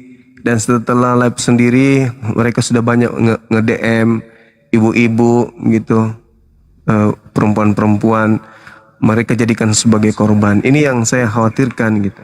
Sebenarnya pingin kali komal-komal yang kecil yang berdebat dengan orang-orang Kristen, di sana mereka melakukan pembelaan terhadap Islam, bagus, dan rasanya pingin kali kayak dulu gitu, naik membantu mereka. Tapi sayang saya tidak kenal mereka gitu. Takutnya setelah mereka itu banyak dikenali orang, ya justru mereka lari dari niatan. Itu saya harus mengenal mereka lebih jauh dulu. Jangan katakan Bang Suma sombong hanya di komal-komal itu aja. Ya bukan karena komal itu besar. Saya diajak sudah berkali-kali saudara Yusuf PI ngajak saya masuk di komalnya. Bahkan kapan nih terakhir Bang Handi? Kemarin ya? Kemarin. Kemarin beliau minta dengan hormat untuk bisa kolaborasi di komal dia. Saya katakan apa? Adinda, kamu itu harus mempertahankan kamu solo sendiri. Ya, supaya jangan terpecah konsentrasi daripada netizen antum, ku bilang. Jangan sampai begitu saya datang justru nanti akan merusak suasana. Silakan, saya dukung sepenuhnya Anda solo, tapi ingat jaga lisannya, jangan sampai menjadi hal yang tidak diinginkan. Terus kemudian jaga sikap, pertahankan kemudian kekuatan puasanya supaya jangan mudah terhipnotis dengan rayuan gombal om-om, kan gue bilang gitu. Ya mengertilah ya kalau om-om. Ya, paham. Jadi ya kalau kita mau membesarkan komal yang sudah besar, ya untuk apa kan gitu ya. Atau kalau kita ingin kejar nama besar, ya langsung aja saya terima. Tapi saya katakan pertahankan Adinda. Saya tidak mengatakan tidak bakal ke komal antum. Bisa jadi besok hari saya ke situ. Tapi untuk sementara ini saya melihat kamu itu perlu untuk sendiri. Semasa orang umat masih percayakan ke kamu gitu. Gitu. Saya mending ke komal kecil. Cuman kalau ke komal kecil itu kendalanya itu saya tidak kenal mereka gitu. Jangan sampai saya naik ternyata mereka pasukan Bodrex, ya kan ya? Yang paling parah itu nanti Mbak Nyuma terjerumus karena di sana tawuran. Nah, itu intinya. Betul, benar itu, benar. Malah yang ada sekarang itu di API ini harus ada tim yang memantau komal-komal yang debat-debat. Jangan sampai di kumal-kumal ini mereka saling memaki dan seterusnya yang berlebihan gitu, yang bisa membawa mereka kepada terkait dengan masalah hukum. Merusak toleransi. Iya, merusak toleransi, betul. Jadi harus ada yang dari API ini nantinya yang bergerak untuk memantau kumal-kumal ini, meskipun tidak kita kenal, tetapi dia berbicara mengenai Islam dan juga Kristen. Habis itu mereka hujat-hujatan. API harus naik ke atas untuk memberikan nasihat. Jangan seperti itu, karena itu mengatasnamakan apologet, terlepas dia ikut di apologet Islam ataupun tidak. Nah, ada beberapa pendebat yang sudah lama kita kenal, baik perempuan maupun laki-laki, yang secara pribadi kami sudah sampaikan kepada mereka, tolong kalau bernarasi jangan sebebas-bebasnya, sepuas-puasnya gitu. Jaga juga perasaan saudara-saudara kita orang Kristen ini. Biar bagaimanapun ada di antara mereka yang masih bagus, masih baik, yang juga sayang kepada kita. Ada. Siapa mereka? Mereka yang hanya mendengarkan doktrin, dogma, dan ya hanya percaya aja tanpa mereka mau belajar gitu. Tapi kalau mereka yang memang sifatnya mau menghujat kayak tadi yang naik sini, ya sebaiknya kalau memang dia sudah puaskan sedikit dirinya dan kita sudah menyaksikan bagaimana dia menghujat, setelah itu cukup sebentar aja. Penting dia sudah lampiaskan dirinya